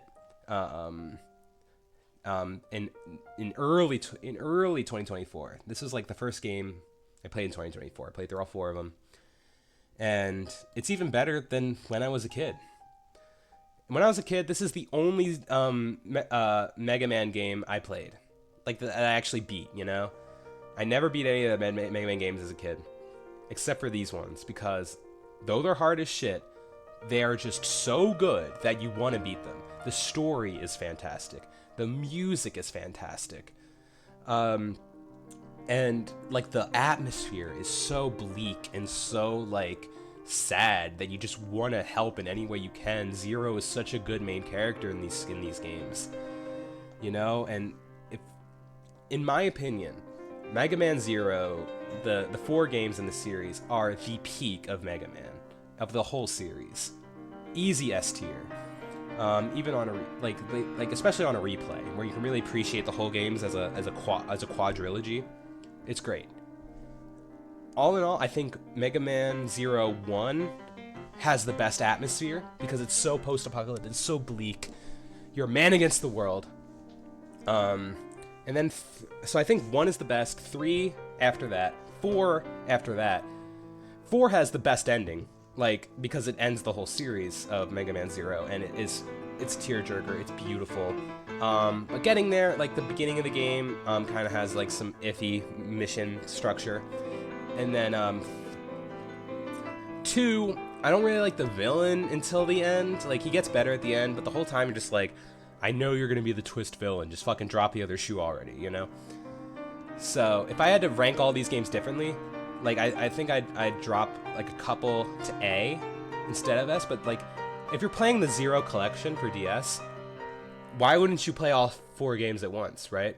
Because once you get the full experience of all 4, you know how truly S tier this collection is. It is, if you like Mega Man in any regard and you haven't played Zero yet, play Zero. You will see that it is the best that Mega Man has to offer. Full stop. Next up, Octopath Traveler. I'm sorry, Octopath Traveler, but you're at the end of C tier. You have great music, you have great art, you have a great art style, great atmosphere, and I love that you are the Dragon Quest of modern HD 2D games. It was like the first HD 2D game, but I try so hard to get into this game. I played it in 2024 and then again in 2025. I have gotten, like, I think I'm like halfway through the game now, maybe even like, I'd say about halfway through the game. But it's just, I can't bring it to myself to finish it. It's just, the battles take years to beat. Years to beat these fucking battles. The plot, I like the little character moments that you get, but not all characters are great. You have 8 main characters, right? Each with their own plots that don't really intersect. So you're just kind of stuck with them as you do each little character moment piece, right? Some are better than others. You can clearly tell that some characters had a lot more time and thought put into them than others, and just are stronger than others. And the battles, I just wish that they were shorter, because, like, the combat is good. It's got good combat. It's just, they give, like, the lamest enemies, like, 200,000 health, and you're there for, like, 45 minutes, like, beating the 2nd chapter boss. And it's just like, why am I expending all this effort for this? Like, there's one enemy where it's just like a bandit captain, and I'm there for like an hour and a half. Like, I understand his attack pattern, and I've cracked the code of his attack pattern, so I'm just doing the same thing over and over and over and over and over again. And I'm doing like 1,000 damage per turn, like, minimum, right? But it's just, he won't fucking die, and it's just so, like, boring. And I'm just like, dude, save these long-ass battles for the end of the game. That's when you want the characters to have, like, long health bars so that it's more climactic and, like, feels like a fucking task that you're doing, right? But, like, why at the beginning? It just kills the momentum. And even the random encounters take forever. It's just such a... If the health bars of these enemies were shorter, it would be in B tier, right? And if the plot was, like, more intricate and, like, weaved together the characters more, then it would probably be an A tier, honestly. But as it stands, Octopath Traveler, like, I try so hard to like it, and it just doesn't try back to get me to like it, you know? So it's gonna be in C tier. I know that everyone loves Octopath Traveler 2, so I might just go ahead and play that one instead, and it might fix a lot of the problems I have. But as it stands, I don't know if I'll ever finish this game. I want to, though. I want to keep giving it tries, you know? It's just, I wanna like you. It's just, it's hard. You make it hard. Okay. Next up, Pester Quest. Another Homestuck game. I recommend it for every Homestuck fan. It's a visual novel, kind of like Cyclonials, and it's just you make friends with the Homestuck characters, you know? Each main character has a route. They're fun. They all kind of, like, coalesce with each other in fun ways. I've yet to play through every single route in the game. The Pester Quest games are the only, like, I have encyclopedic knowledge of Homestuck. I have read through the main comic, like, 5 times at this point in my life. I was a fan as it was coming out. I've reread it afterwards a few times, and with the most recent re-release, I've been, reading that as well. So I love Homestuck, right? And Pester Quest and the Hive Swap Friend Sim were the only, like, medias of it that I, like, haven't really fully experienced for my own yet. Like, I've seen, like, YouTube videos and stuff, but, like, just for my own, I haven't experienced it. So I recommend it. I think it's great for a Homestuck fan. You know, if you're not a Homestuck fan, I don't know what you'd get out of this. You know, but for me, you know, it's an A tier. I think it really stays true to the characters. You know, the Jade route especially, she's one of my favorite characters, and I think they really did her justice. It's just a fun VN. You know, it's funny. You know, there's a lot of great jokes, and the art's good, and yeah, that's all there is to say on that. Mega Man 1 for the NES. This game, I suck at the original Mega Man games. I suck at Mega Man 0 too, but I stick through the sucking because I love them so much. Mega Man 1, it's hard to stick through it, because 1, obviously, it's Mega Man 1. Like, it's the first game in the series, so I gotta cut it some slack, which is why it's going in B tier. But, it's just tough. It's tough, it's hard, it's unforgiving, and the graphics are good for the time, but they're, you know, it's outclassed by other games later. You don't need to play this one if you want the original Mega Man experience. But I recommend you give it a try if you're interested in the history of games. But yeah, it's Mega Man 1. What do I really got to say? It's Mega Man. You know about it. Alright, next up, Mario Galaxy.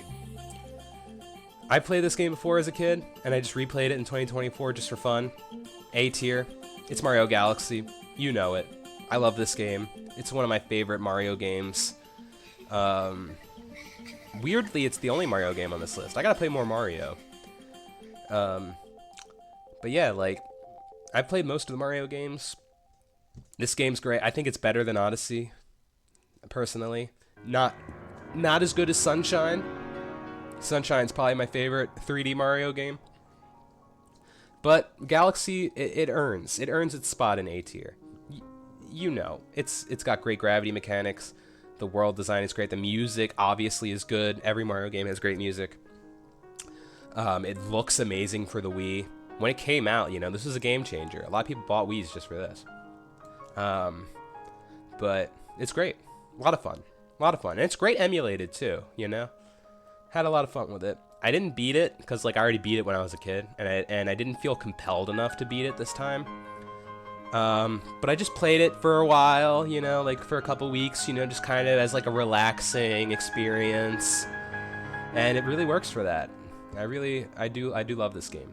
So shout out Mario Galaxy. Everyone loves this game. A tier, obviously. All right, Castlevania: Lords of Shadow, Mirror of Fate. I was extremely disappointed by this game. It might get good later on, but the first few hours, just I wanted to puke. I was so upset. This is by the same makers, the same studio that did Metroid: Samus Returns, right? And it's a Metroidvania-style Castlevania game. So you think it'd be good, right? But it sucks. It is boring. It is slow. It is just... It doesn't have any sauce. It doesn't have any, like, atmosphere to it. It just really... Like, I only played it for a couple hours because it's just like, are you kidding me? Like, are you serious? This is what you're doing? This is your game? I was just floored by how much it sucks. I can't really even describe it. It just felt wrong when I was playing it. It just felt soulless. If there's anyone out there who's just standing of this game, I don't, like, if I'm wrong in any way, like, I'm sorry, but I really thought it sucked. I didn't like it. That's all there is to say on that. Castlevania 2, Simon's Quest.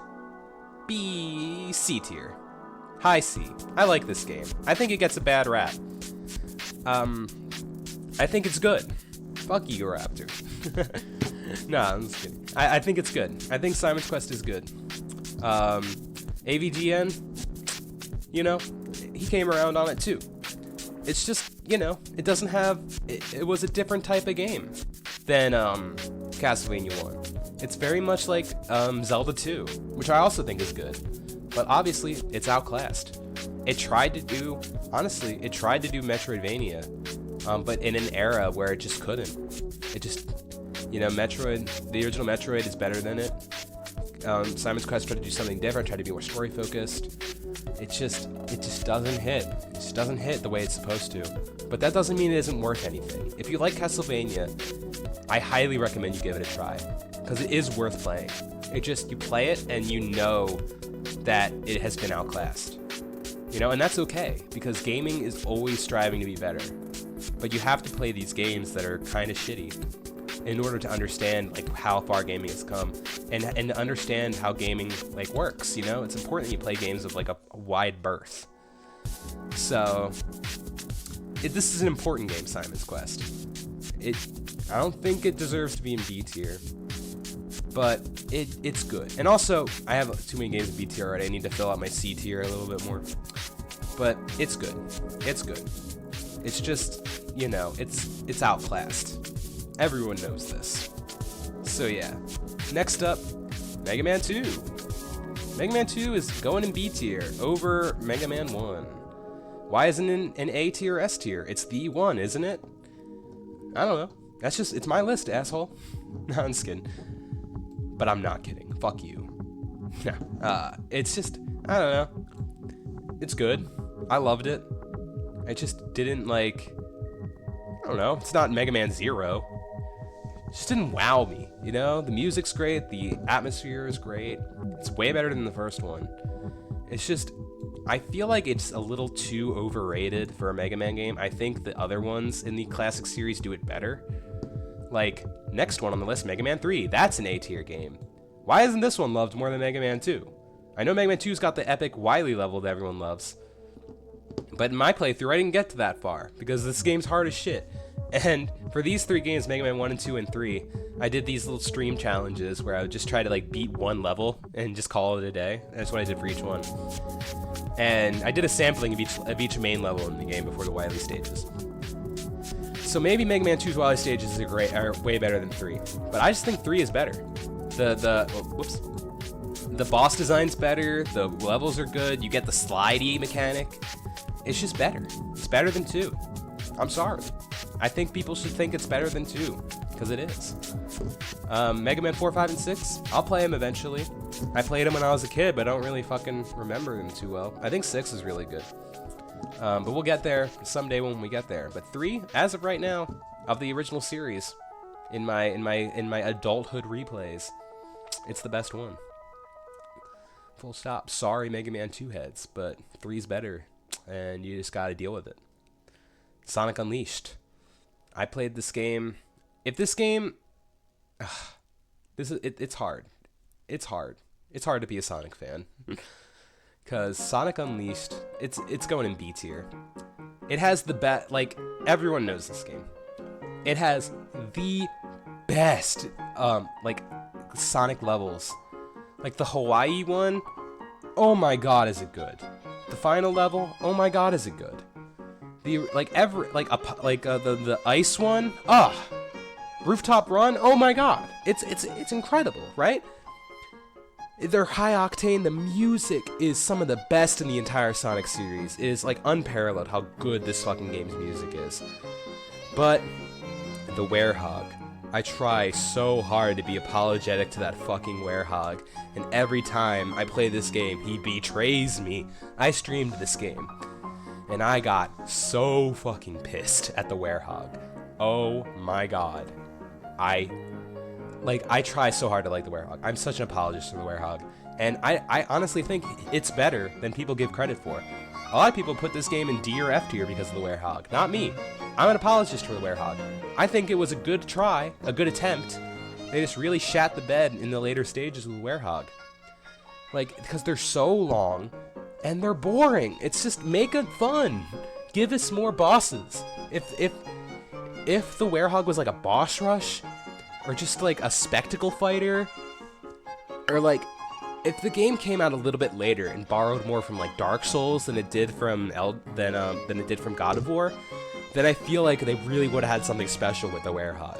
But as it stands, it's such a slog to get through the Werehog segments. It's just crazy boring to do the Werehog segments. And also, I would honestly put this game in C tier if it wasn't for the mod I installed that replaced Chip with Kasane Teto. I hate Chip. He's one of my least favorite Sonic characters. I think he is so annoying. And I don't like his role in the story either. Like, I do like the whole God Gaia thing and the Dark Gaia thing. I think it's great. I think the opening of the game is incredible. One of the best openings of any game ever, honestly. Like, the first cutscene is just peak Sonic. It's like it's what every kid wants Sonic to be, is that first scene. But Chip comes along and makes it all annoying and lame. And I don't like the Pixarification of the human characters as well. A lot of people like it, right? Because they're like, oh, it's a cartoon, just like the Sonic characters. I don't know. I've always been more fan of the anime aesthetic for the Sonic humans, like they did in the Adventure series and Shadow. I don't really like the whole like Pixar look, and I'm glad that they didn't stick to it in the later games. But yeah, Sonic Unleashed. Teto, her alone brought it up to B tier over C tier, and also the strength of the day levels. They're just so good. The day levels, they just give you so much dopamine. But yeah, that's where I'll end that talk. Next up, Yu-Gi-Oh! Legacy of the Duelist. I love this game. It's A tier. If you're a Yu-Gi-Oh! Fan, play it. It takes all of the scariness of playing Yu-Gi-Oh! Against real people and throws it out the window. You don't gotta know how to like build a nuclear bomb in your first turn in order to fight the other guy, and you don't gotta worry about never playing at all because the other guy has like a 50-minute long turn to like kill your ass. Legacy of the Duelist, it just takes you through the series of each Yu-Gi-Oh! Series that you want. You play through the battles with the decks that they had. You can build a deck of your own if you want, but you don't have to. You just play with their decks, and you just play Yu-Gi-Oh! It's such a relaxing game, especially if you're a huge Yu-Gi-Oh! Fan of the anime like I am. You know, I grew up with it. I love Yu-Gi-Oh! I love the anime. I've rewatched it a few times. And yeah, they got all the ones up to brains, and it's just a blast. If you love Yu-Gi-Oh!, you owe it to yourself to play this game. It's just a great simulator of the card game that is very low stakes, and you know, the battles are still hard. You know, when you're fighting against those boss enemies like Kaiba, you know, final Kaiba battle, and you know, the ones against Yubel and shit, like it's tough.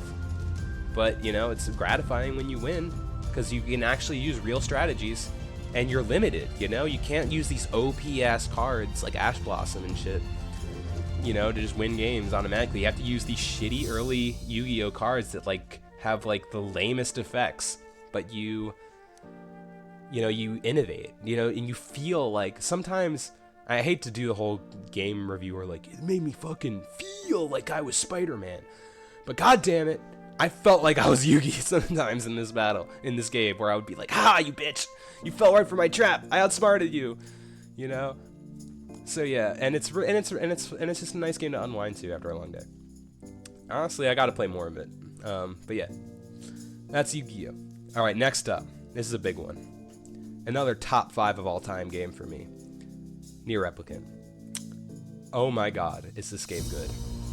If you like Nier Automata, I need to replay Automata, because I played it, you know, when it came out, and it like blew me away, Automata, right?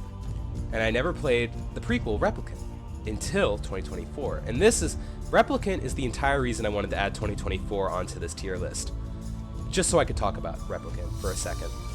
Because this game is... you have to play it, okay? It's an action RPG, much like Automata. The combat isn't as refined as Automata, okay? It's not as refined as Automata, but the story will kick you in the ass. It'll make you cry, it'll make you question life itself. The story, like, Automata has an amazing story in itself, right? But Replicant, I don't know, like, I just feel like the characters really just made you feel for them so much. It's so depressing, and it's so beautiful and poignant, and each ending is just such an amazing showcase.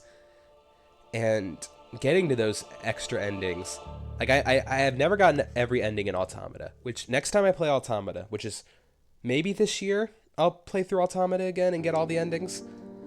But getting all the endings in Replicant is such a beautiful experience. Granted, you know, there is a slog a little bit in getting the true ending, where because you got to get all the weapons, but it's not that bad. Okay, it's not the worst. Just put on a fucking, like, put on some music, put on a YouTube video or something when you're collecting all the stuff. Sorry, I keep coughing because I've been talking for an hour. I gotta drink some water. But, like, deal with it.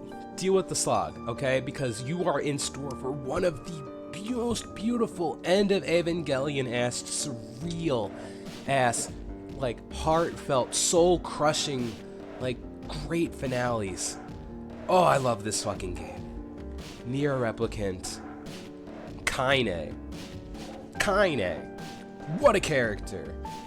Ah, if you like Nier Automata in any way, play Replicant. If you like games, play Replicant. Yoko Taro is a master of his craft. He is the Tatsuki Fujimoto of the gaming world, okay? The way that these games are absurd, they're provocative, they're in your face, they are, you know, but at the same time they're high octane, and at the same time, on top of all that, they're heartfelt, they're human, they are soul crushing, but they're hopeful in the face of total despair. They have that glimmer of hope that is, like, so important in the human experience, and it's beautiful. Nier Replicant is such a beautiful game, and it is a top 5 for me. And will it be dethroned by Automata when I replay it and get all the endings? Maybe.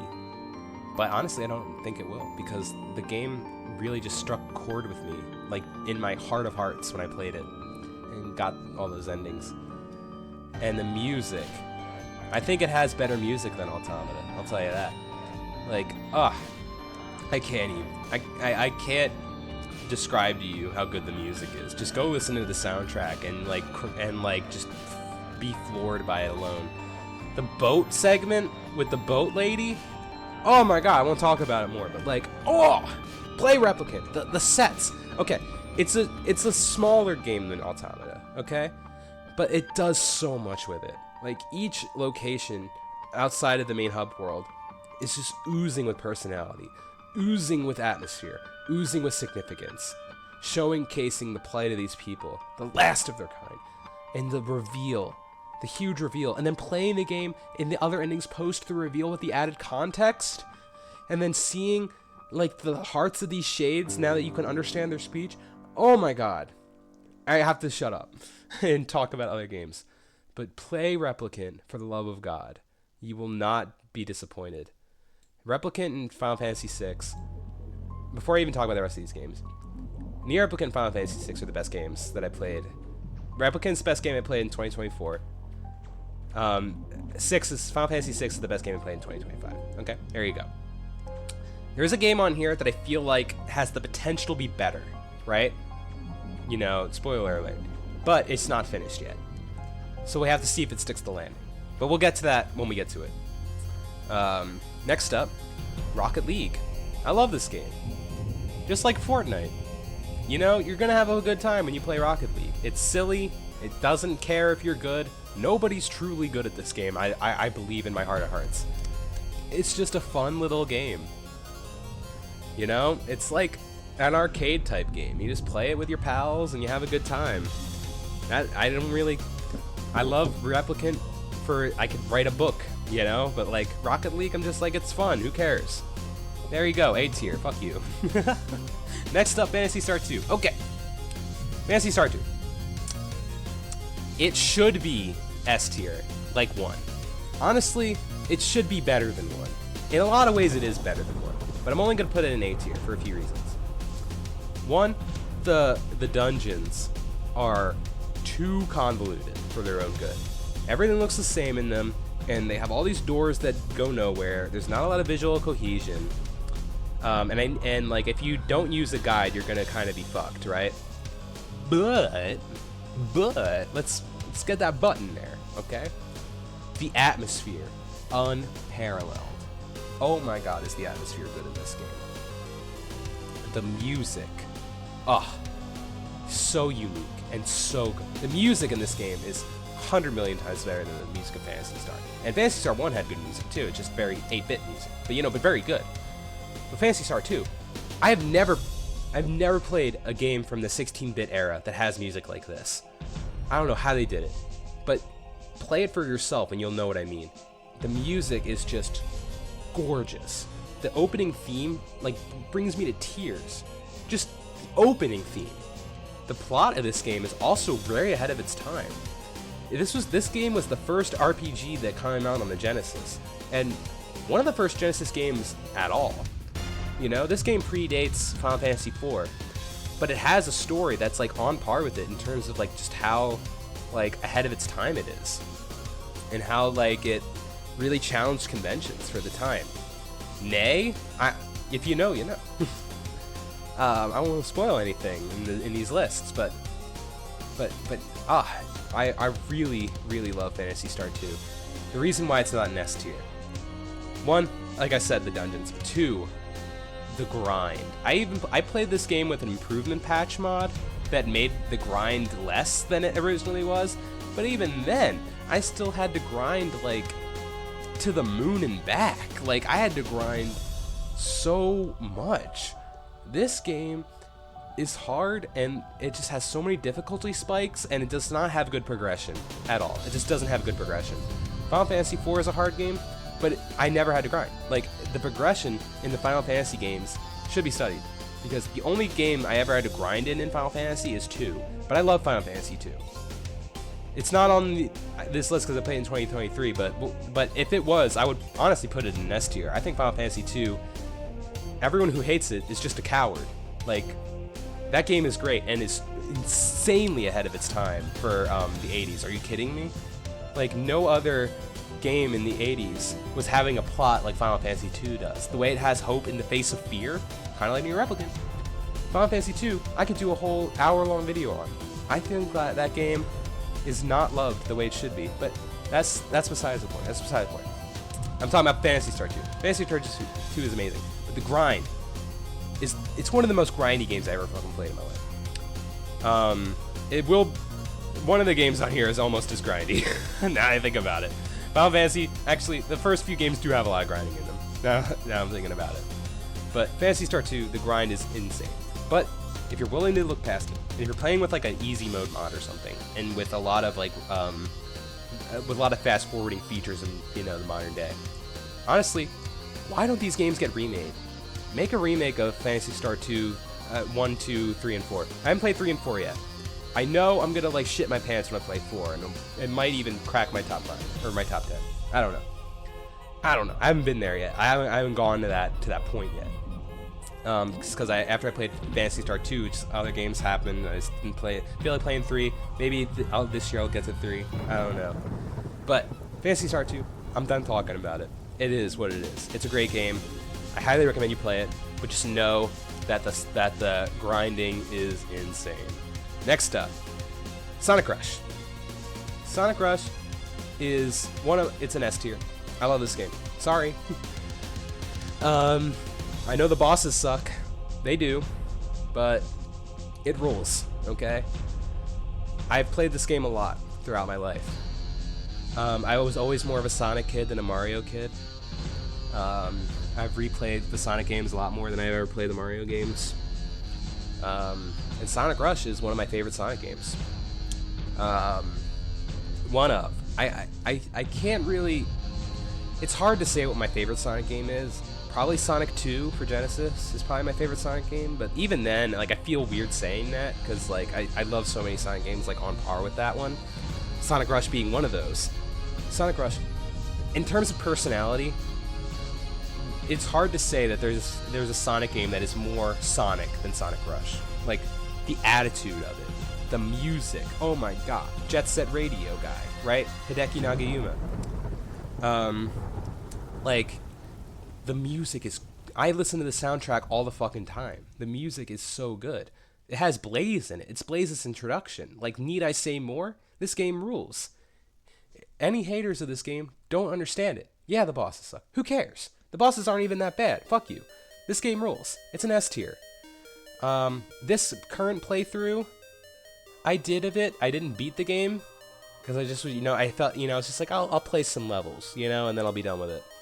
You know, it's kind of like a hanging out type game for me. So I played this one in 2024. I should honestly replay it and like actually beat the whole game again. But I don't know. I just was like, you know, I already beat it once in my youth. Why do it again right now? So honestly, maybe I shouldn't put it in S for that. Because it's kind of like a Soul Silver situation, where it's like, if in my heart of hearts it's an S tier, but like that current playthrough didn't hit that for me. So in that case, I will put it in A. Honestly, I should put Soul Silver in A too. Now I'm thinking about it. But yeah, like in my heart of hearts, it's an S tier game. Okay, just that current playthrough didn't do that for me at that point in time. So yeah, there you go. Sonic Rush, play it. Please. It's a great game. Dragon Quest II. Play the Game Boy version of this once again. There's a Game Boy version of Dragon Quest 1 and 2 where they're together in like a little combo pack. That's the version I played it on.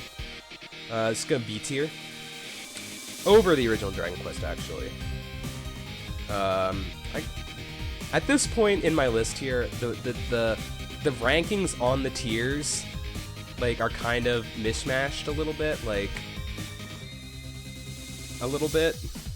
so just deal with that. It's kind of what it should be, but like, you know, you can Sonic Unleashed is bigger than Mega Man 1. You know, it's like that type of shit. Like whatever. You know, who cares? But where was I? Dragon Quest 2. It's better than Dragon Quest 1. It improves everything Dragon Quest 1 did. You have multiple party members, you know, a first for the genre. You have more of a plot. You have more of a story. You know, you have more better music. You have more enemies. It just is Dragon Quest 1, but improved. It is a perfect sequel in that regard. So why isn't it A tier? Why isn't it S tier? Once again, unlike Phantasy Star, it didn't wow me. I thought like it was just like, yeah, this is what RPG is, right? It's right on the tin. I got what I expected. I streamed this game and I loved it, but I got another thing. I got so lost all the time in this game, which is fine. It's like, it's a game that's designed for that, you know? You're supposed to get lost in it. It's an exploration-based game.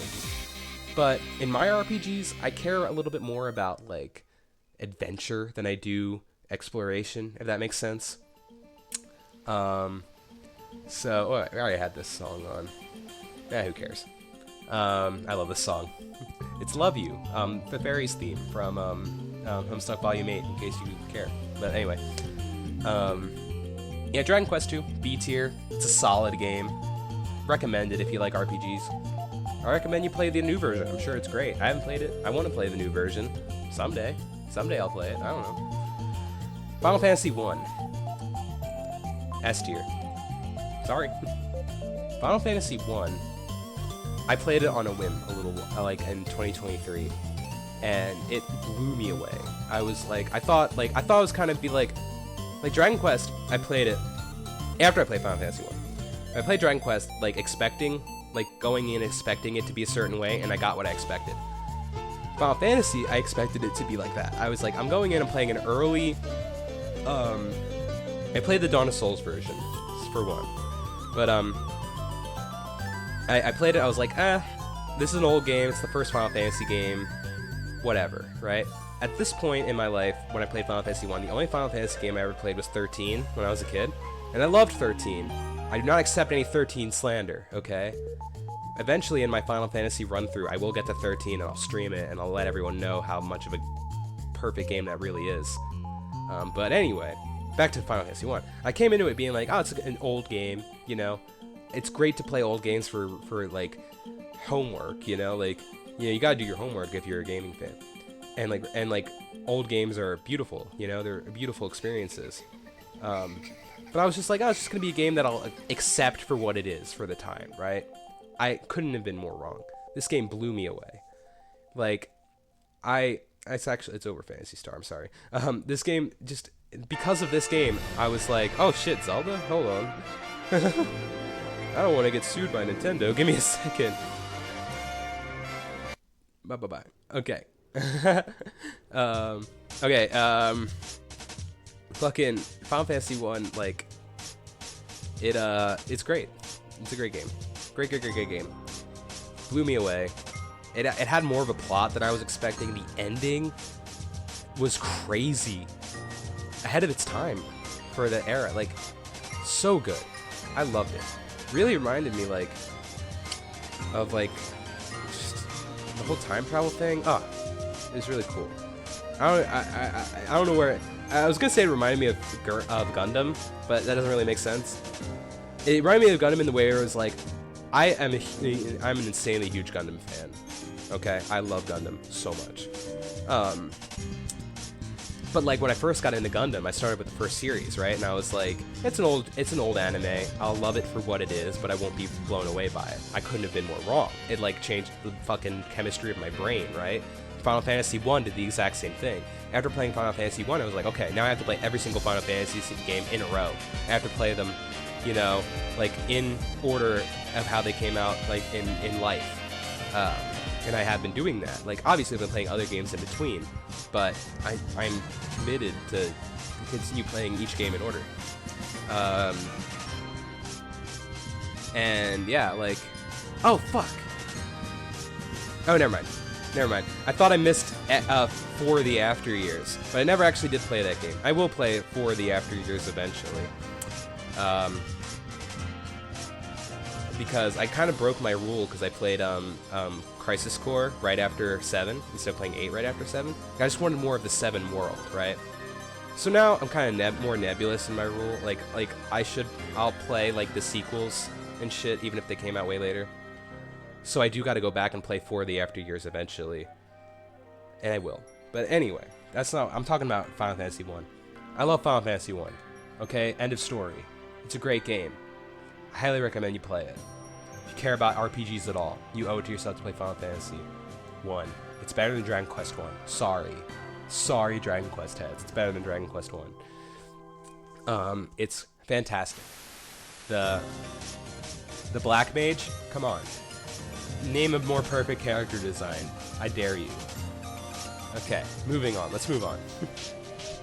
But before I move on, the only Final Fantasy game that I played that isn't on this list, because I played 23 and haven't replayed it yet, I keep saying this, it's 2. 2 would be an S tier. I love 2, okay? That's all. That's the last I'm going to say that. Okay, I'm sorry. I'm a broken record. This is like 2 hours long at this point, okay? I'm going to be a broken record eventually, okay? I'm sorry. Alright, next up, Fire Emblem Fates Conquest. This game, I only got a couple hours in, and I haven't gotten too far with it yet, right? So I'm gonna put it in C right now, for a few reasons. One, you are the most the main character is like the most Mary Sue thing ever in the whole goddamn world in this game. Fire Emblem Awakening is like that too, but Fates, you're like a dragon god, you're the princess of like 2 separate kingdoms at the same time, fighting over you. It's crazy, right? But why haven't I played this game more?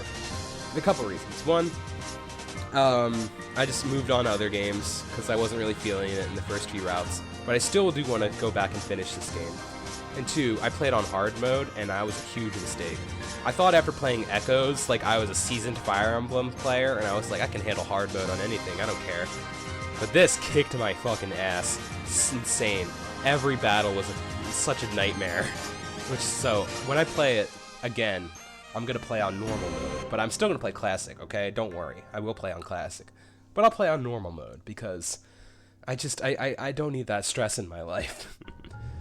So yeah, I can't really say much about this game because I didn't really get that far into it, honestly. But it's good, and I'm sure it gets way better than where it was. I just thought the plot was like a little too, like, wish fulfillment-y, if that makes sense. So yeah, that's where I'm at for that. I'll play it more eventually. Eventually, I'll play it more. Alright, next up, LEGO Star Wars The Complete Saga. Not Skywalker Saga. I'm talking the DS one, okay? The OG. This game, I'm popping in... Honestly, I'm gonna pop it in C. I'm gonna pop it in C. Why? Everyone loves this game, right? A staple of all of our childhoods, right?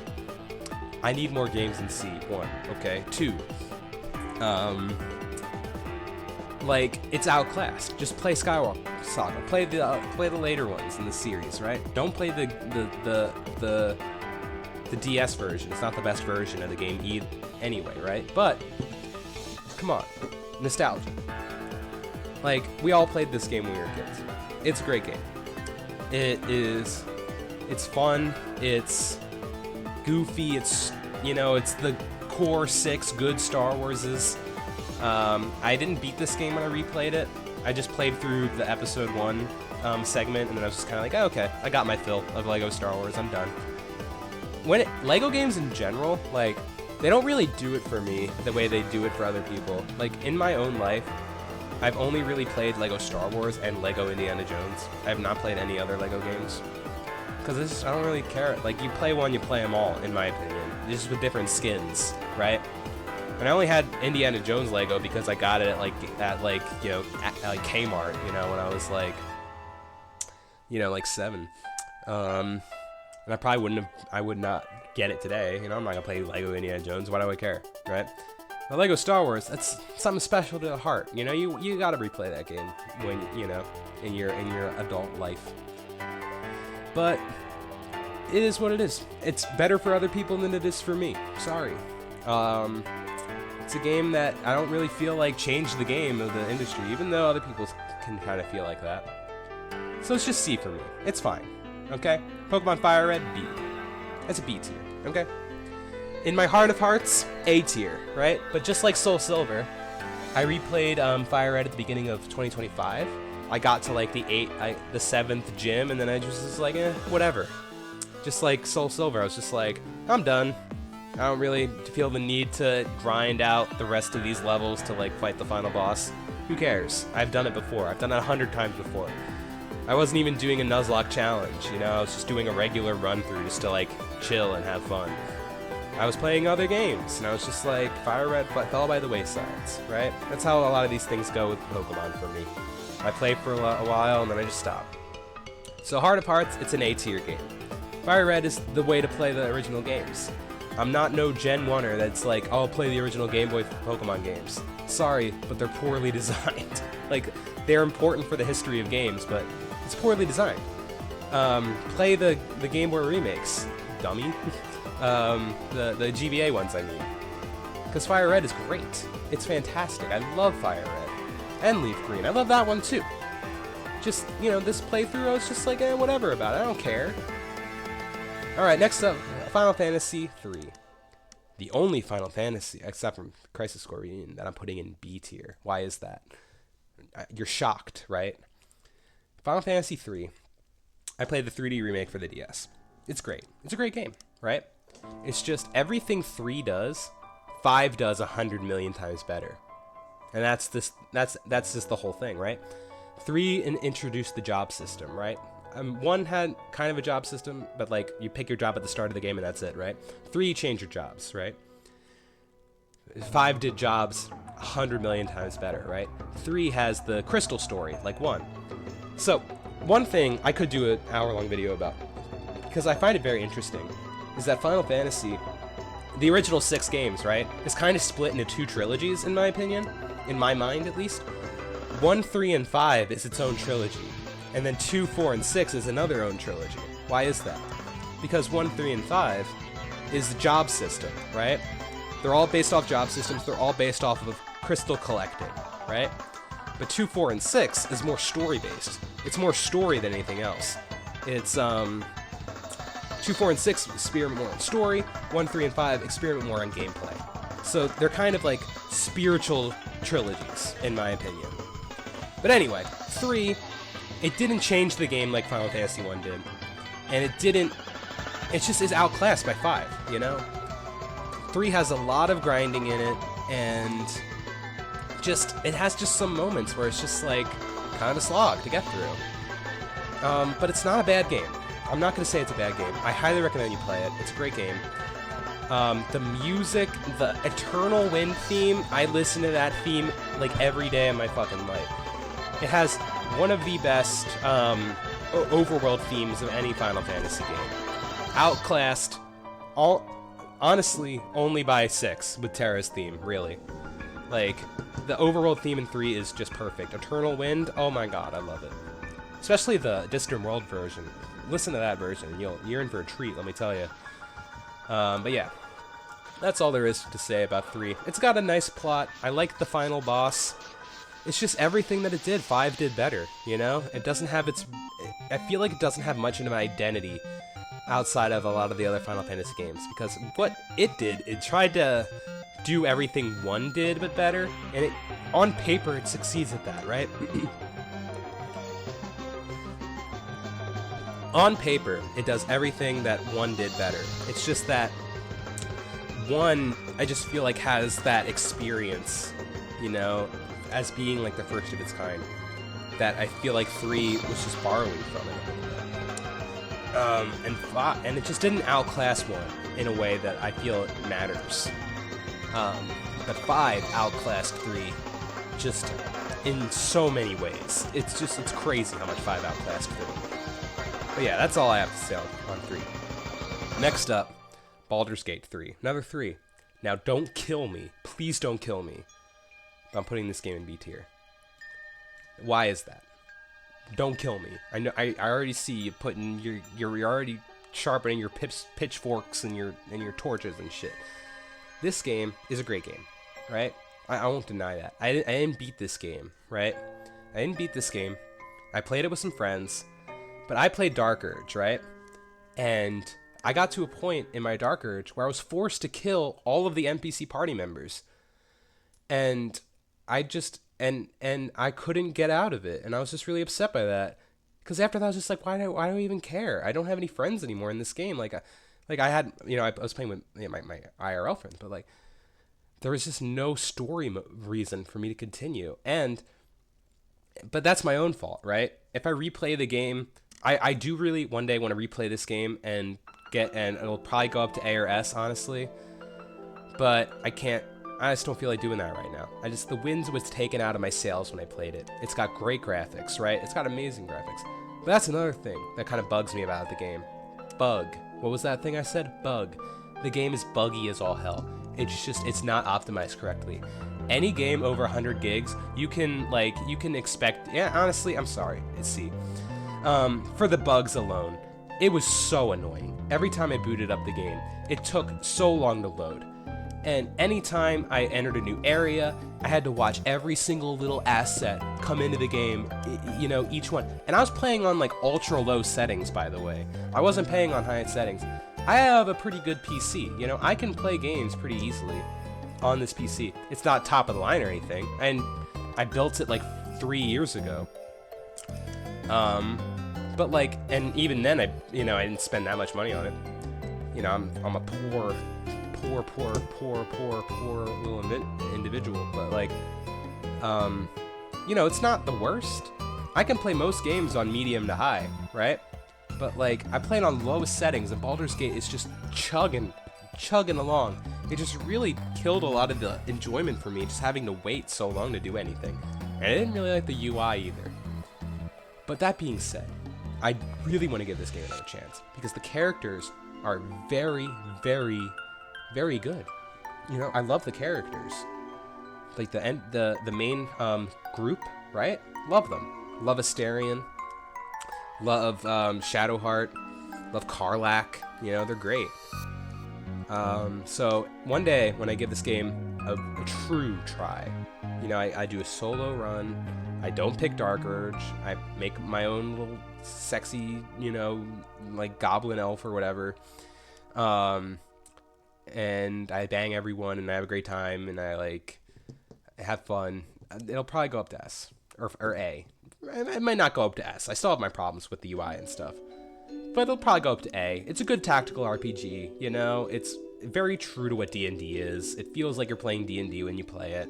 I love D&D, but just my experience with it. Don't kill me. You already stabbed me 2 times since I started talking about Baldur's Gate 3. But it's just C, okay? But you know what's an S tier? Deltarune. Okay, let's be real. Okay, you kidding me? You didn't think it was going to be an S tier? If Deltarune ended at Chapter 4, right? And that was the end of the game, right? It would be in my top 10, probably. It does everything Undertale does, but better. The characters are incredible. The music, obviously, it's Toby Fox. The music's going to be incredible. The heart, the humor, the horror, like it's beautiful. It is an amazing RPG game. And we're still getting 3 more chapters after this? After 4? Like, are you kidding me? It's amazing. I can't wait for Chapter 5 this year. It deserves S tier Chapter 4, right? But we're getting 3 more. I am scared that it won't stick the landing. I have faith, though. I have 100% faith in Toby Fox. I'm so excited for the future of this game. But I can't say it's in my top 5 or my top 10 until it's all the way over. You know, I just can't do it. I can't do that. I have to wait, right? But as it stands, it is an amazing game, and it deserves every bit of the fandom it has. It deserves every bit of the praise it gets. It should have gotten a Game Award this year. I know it didn't finish. I know it's still an ongoing game, but like, give it awards. What are you doing? This game deserves awards. It's so good. It has what it doesn't get in like physical recognition from like its gaming peers. It gets in the culture. It has the culture. Like this game is great. I love this game. Everyone does. So there you go. Deltarune, S tier. What else can I say? Everyone knows. Whatever. Castlevania 3 Dracula's Curse. Best Castlevania game of the original ones. Fuck you. It's better than 4, probably. I love Dracula's Curse. It's hard as shit. Oh my god, is it hard. But it's not asshole hard like Bloodlines, right? It's fair hard. And it led to the Netflix anime Castlevania. So, you know, you have this to thank for that, right? So you're welcome, is all I'm saying. You're welcome, everyone, because this game is fantastic and deserves a lot more praise than it gets. This is very underrated. People don't think about Castlevania 3. They just think about the first one. Or they meme on the second one, right? But Castlevania 3, it does everything the first does, but it outclasses it. It has more levels. It has branching paths. It has multiple characters. It has everything that you would want from 1, but better. It has the final boss. It's hard as shit, and it has like 3 forms. It's crazy. If I wasn't using save states, I would still be playing the game right now. It's that hard. But like, I use save states, but I was ethical. I used ethical save states, okay? I didn't like, you know, use a save state every hit in the battle. And it was still just, it kicked my ass. It kicked my fucking ass. But great game. I love Castlevania 3. Another one. This is Castlevania 3 in everything but name. Bloodstained Curse of the Moon. Going right up to A. I just played this game this past Halloween. Loved it. Oh, it was so fun. The graphics were gorgeous. Gorgeous, gorgeous, gorgeous. I'm actually going to put it under Castlevania 3. It's gorgeous, right? It's a Castlevania game in everything but name. In that case, it does have its shortcomings because it doesn't really have a soul of itself, its own identity. Because you're playing it because you want to play Castlevania, you know? But it still is great. And it has an amazing final boss. It has a great, you know, the atmosphere is on point. It's like, I can't glaze the pixel art enough. It's one of the best looking pixel art games, like, out there. It's gorgeous. I have not played any of the other Bloodstained games, but I will eventually, because it's the only Bloodstained game I played. And it just looks like some Castlevania goodness, you know, just in reskinned. And with a woman main character. And that is very important to me. And so yeah, Bloodstained, Curse of the Moon, A tier. Everything I said about Castlevania, just copy paste that onto this. You know, it's a great game. All right, next up, Final Fantasy. We're almost done. 5 more. Hooray! Next up, Final Fantasy Tactics Evilus Chronicles. As it stands right now, I'm only like 2 hours into this game. I just got this game for Christmas, so I'm not very far, but I'm putting in B right now. Why? Because it's got a slow start. I like the plot and everything, but the combat is very slow at the start. You don't get a lot of options off the rip, right? But I can tell that the game is going to get crazy as it goes on. I know people say this is the best game ever made, right? So This game will 100% be in my 2026 list, and it might be an S tier. I am very hopeful that it will be an S tier. I might be putting too much hope on the game right now by making that claim. But as it stands right now, at the point where I'm at right now in the game, I'm only gonna put it in B because I'm like it's slow right now, you know. But I have faith, and I play it. I'm like 2 hours in, maybe 3. I don't know.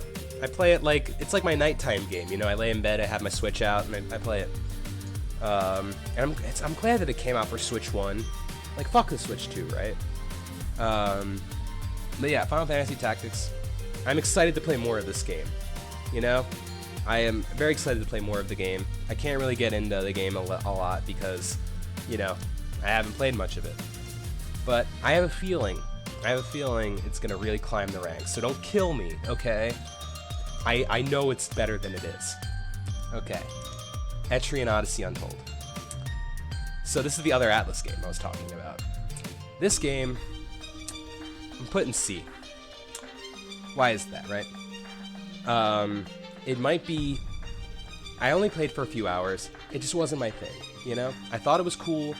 I thought I could get into a dungeon crawler because I like Phantasy Star so much. And it's one of the only like dungeon crawlers I ever really played. And I should give it another chance. And I want to give it another chance, and I will someday. But it's just, I don't know, it's the whole mapping of the whole map wasn't, it was like, eh. The graphical style, I was kind of like, eh. The movement through the maps, while I liked it in Phantasy Star, I didn't like it as much in Etrian Odyssey, because in Phantasy Star you have the overworld where you can walk around the classic RPG style, but in Etrian Odyssey, it's either the dungeons or menus, and that's it, right? And I don't mind menus in games. I love menus in games. It's just I just wanted a little more, you know? I just wanted a little more, and I wasn't getting it. I did like the story, and the story seemed very interesting with the whole, like, lost technology angle with the world tree. That part I was really interested in. I just didn't really, you know, there wasn't enough of a hook in the gameplay that made me want to continue. But, you know, if you're an Etrian Odyssey Untold head and you want to murder me for that, please do. You know, I'm sure I'm wrong, and I'm sure it's a great game. It wasn't really, didn't really grip me. Didn't really grip me in the way I hoped it would. Next up, Bleach: The Third Phantom. This is a Bleach game for the DS that is a tactical RPG. I'm putting this one in C as well, but high C. I didn't get too far in this game, because other games happened, and I just kind of fell by the waysides for a while. But I want to play this game more. A lot like Final Fantasy Tactics. I'm at the beginning of this game, and it's very slow at the beginning. Oh my god, is it slow? The combat and the tactical stuff. And in between the combat segments, you're just kind of like hanging out with Bleach characters, which I love Bleach, so I'm happy to hang out with the characters, right? But like, you know, it's not winning any awards. It's not like the best game ever. It's just an anime spin-off game. I think it's great that they did a tactical RPG instead of like an arena fighter like every other anime game. But you know, it might rise the ranks to B or A tier. I don't see it ever being S tier. But until I play more of it, at the point I'm at in the game, it's just going to be C tier. Maybe in 2026 list, it'll be higher. I don't know. Next up, Metroid Fusion. Metroid Fusion is the last game I played in 2025. I just beat this game on New Year's, actually. So where does it go? B tier. B tier, why? Right? It's just... It's great. It's the aside from Metroid Dread, it's the only 2D Metroid that I hadn't played yet. And I loved it. I thought I had a great time. The graphics were great. It was so great for GBA. The exploration was good. I thought the exploration was going to be bad because of the whole, like, you know, you do one little segment at a time thing. But there's actually a lot more exploration than I anticipated, right? The reason why it doesn't break A tier, I actually thought it might have even broke S tier. But the reason why it doesn't break either of those is because I was very underwhelmed by the ending. The whole game, the SAX, is, like, really wrecking shit, and every time it appears, you're frightened. the gameplay makes you frightened of this thing. It can kill you so easily. But the boss fight, at the end of it, I don't want to spoil anything. I was just really underwhelmed. And then the final boss, I was super underwhelmed by. I was incredibly underwhelmed by it. That's why I'm putting it in B tier. It shouldn't be at the end of B tier. This shouldn't either. But you know, I was just kind of like, eh. Metroid Samus Returns does it better, you know? That's all I can really say about it. I still think Metroid Fusion is a very worthwhile game. You should play it. It's great. I don't regret my time playing it at all. Nothing in B tier do I regret playing. It's just, you know, it's just like, it could have been so much more. It just didn't stick the landing for me, and that's really important in games, is that they stick the landing. So yeah, that's that. Alright, final game. Finally, right? Sorry. Final game. Shadow the Hedgehog. S tier. Sorry. I played the reloaded version of this. So that's a mod. Also, I didn't say it for Unleashed. For Unleashed, I played Unleashed Recompiled, which is a mod for to play it on PC. And it really, like, fixes a lot of, like, performance issues and stuff in the game. So, there you go. Sonic Unleashed, play the recompiled version. It's the optimal way to play the game. If you're playing it at all, play that version. There you go. And also, the Sonic Unleashed version I played, before I get to Shadow, I played the recompiled version is a mod of the Xbox version, which is the only version of Sonic Unleashed you should ever play. Xbox or PS3 version. Don't play the Wii version. What are you, stupid? Wii version sucks. There you go. Anyway, Shadow the Hedgehog. I fucking love Shadow the Hedgehog. Are you kidding me? I love it. And the Shadow the Hedgehog reloaded version, it's like how I remembered playing Shadow when I was a kid, you know? Shadow the Hedgehog is a janky-ass game. It's janky as shit. It's edgy as shit. It, like, doesn't work very well a lot of the time. But Reloaded really fixes it up and makes it the best it can be. Like, the gameplay is smoother, the mission requirements are easier, you can get through it a lot faster, and you can get the true ending by only going through the main 5 routes once instead of having to go through every route twice, like in the original game. Which was so nice. Especially as someone who played the original game and beat the original game before, to just get to replay and not have to, like, replay as much as I thought I would have to. It was so nice for me. I was so happy about that. And I love Shadow the Hedgehog. Okay, kill me. I don't care. Like, it is one of my favorite Sonic games, full stop. I even love Sonic 06. Hopefully that'll be on my 2026 list, because I want to replay that game real bad, because I love that game. And I love Shadow, okay? If you're a Homestuck fan, not Homestuck, sorry, the Homestuck music's on. But if you're a Sonic fan, you have to like things that are shitty, okay? That's just how it is, if you're a Sonic fan. And Shadow is the most peak edgy game you can play, okay? It is just the best. It is one of the best games at being edgy out there. And that's all there is to say on the matter. If you know, you know. Shadow the Hedgehog rules, okay? It rules. And that's my list. Look at it. Read it and weep. It's S tier, okay? Shadow the Hedgehog will always be S tier in my heart. The replay made it all the more affirmed because I was playing that new age version. So, I need to talk a little bit more about Shadow before I end it off, okay?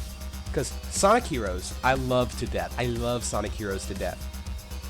I will fight you if you don't think Sonic Heroes rules. Because it rules, right? But, Sonic Heroes does have a bit of an issue in the way of, it has some of the best level design in Sonic. Fight me, okay? I'll kill you. Sonic Heroes has some of the best level design. But you do have to deal with some bullshit every now and again with fucking, you know, the flying and the power segments can kind of be meh. And you have to play through the game 4 times, and one of those times you have to be the Chaotix and do all those dumb missions, right? Shadow, you do have to replay the game, and you do have to do dumb missions, but you play as Shadow the whole time, so it's cool, okay? And you have like the speed gameplay of Heroes, but cool Shadow version, right? And you have some great level design in Shadow. Some sucks. Some Shadow levels suck, okay? But the good far outweighs the bad of Shadow, okay? And the reloaded version make the sucky levels not feel like you're going to die. So, the reloaded version is what brings it an S. And also, I'm biased because I love this fucking game. Okay, I played the shit out of it when I was a kid. I played it like every day of my life. Okay, and this replayed version, unlike some of the other games I replayed, I felt like exactly how I felt, you know, back then. You know, it just felt like I was right back. I was like Ratatouille, you know, when he eats the food and shit. So there you go. That's why it tops. That's why it's on S tier. Okay, take it or leave it, whatever. Okay, now before I end off. Before I leave, I just want to talk about what I'm excited about playing this year. So I have a few things that I'm really excited about playing this year. One, obviously, more Final Fantasy. I've been going through all the games. I'm going to finish off 8, and it'll probably jump from B up to A or S, and then I'm going to play 9. Oh my god, I'm so excited to play Final Fantasy 9. I don't want to overload my expectations on it, but I have a feeling 9 might be gunning for 6, you know? Like, the way people talk about 9 and the way my own interests work, I feel like 9 is gonna, like, kick my ass in terms of how much I love it. I'm so excited to play 9. And I'm gonna play 10. I'm so excited to play 10 as well. And everyone loves that one. Everyone's favorite. So I'm hoping to play all of those this year. I'm hoping to play maybe some Persona. I just got a bunch of games on Steam. Obviously finishing up Expedition 33, excited to do that. I got Digimon Story Cyber Sleuth because Time Stranger was too expensive and Cyber Sleuth was like $5 on sale. So I got Cyber Sleuth. I'm excited to play Cyber Sleuth. I never played that. Digimon Cyber Sleuth I'm talking about. I love Digimon. I'm a huge Digimon fan, but I've never played any Digimon game ever. So I'm excited to play Cyber Sleuth. It'll be my first Digimon game. And I might go back and play some of the DS Digimon games because I hear they're really good. I want to play more Phantasy Star. I want to play some old school RPGs like Breath of Fire. I've never played Breath of Fire. Chrono Trigger I never played. I want to play that. I want to play some stuff for the PlayStation. I want to play Xenogears. I really want to play Xenosaga for the PlayStation 2. That game looks so sick for me. I really want to play that. Lots of stuff. Valkyrie Profile. I want to play Valkyrie Profile. I want to play more horror games like Parasite Eve and shit. I want to play some of that. I'm looking forward to playing. I got Code Vein. I want to play Code Vein. I'm excited for Code Vein. And if I play that and I love it, I might get Code Vein 2. I'm excited for that. But Code Vein, especially. And then what else? I got a bunch. Some other games I got recently on the sale and stuff. I got like Sword and Fairy. I never even heard of Sword and Fairy. It's like that Chinese RPG series. I never even heard of it, but then they announced the Sword and Fairy 4 remake. That's like Expedition 433. And then I checked on Steam, and they got Sword and Fairy 7. That was like super cheap on sale, so I picked that up, and I'm excited to play that. And I'm really excited to get into that because I love Chinese mythology, and the game's like all about that. I got some indie games that I got coming up that I want to play, like Lunar Lux and some other things. And I have like a lot in my backlog. You know, if you're a gamer in your 20s, you have a backlog of either emulated games that you never got around to, or just games in general. Like I want to play Joan of Arc, or Jeanne d'Arc for the PSP. I really want to play that. I have had that in my backlog for a while. Like fucking a lot of stuff. Yeah, it's gonna be a great year for gaming. Over the past 2 years, I played 75 games. That's like 30 something a year, right? So, hoping to play over 30 games this year too. I'm very excited. I also gotta beat Horrorville too. Gotta beat that. And Halo Master Chief Collection. I gotta replay the Halo games because I loved Halo as a kid. I really want to play those again. I'm just looking through my Steam catalog right now, but anyway. But yeah, there you go. That was my ranking. If you watched this all the way through, thanks a lot. I hope I was entertaining. And I hope this list was interesting for you, because, you know, not a lot of lists or have some of the games I had on, you know. Who's having Homestuck games on their list, huh? No one, except for me. Who's having fucking like, who's got Shantae 1 on their list? Nobody. Not but me. Everyone's playing new games. I'm playing every game. Playing games all the time from everywhere. I love old games. I love new games. I love games. If you liked this video and you want me to do a review, if any of these games are if you're interested in my opinion of any of these games that I talked about, and like want me to do a review on them, like a full review, like, let me know, and I'll consider it. I've been thinking about it, like, especially talking about some of these games. I was like, I could talk about them for more. I could like write a whole script about them. I don't know. But I'm looking to stream more in 26. Hence why I drew up this new avatar for myself. Doesn't she look pretty? I tried really hard on it, but yeah. But yeah. There you go. Thanks for watching if you watched. Here's my list. Here's all of them. Best games are Nier Replicant and Final Fantasy VI. Worst game is One Armed Robber. There you go. Bye-bye. Love yous. Bye-bye.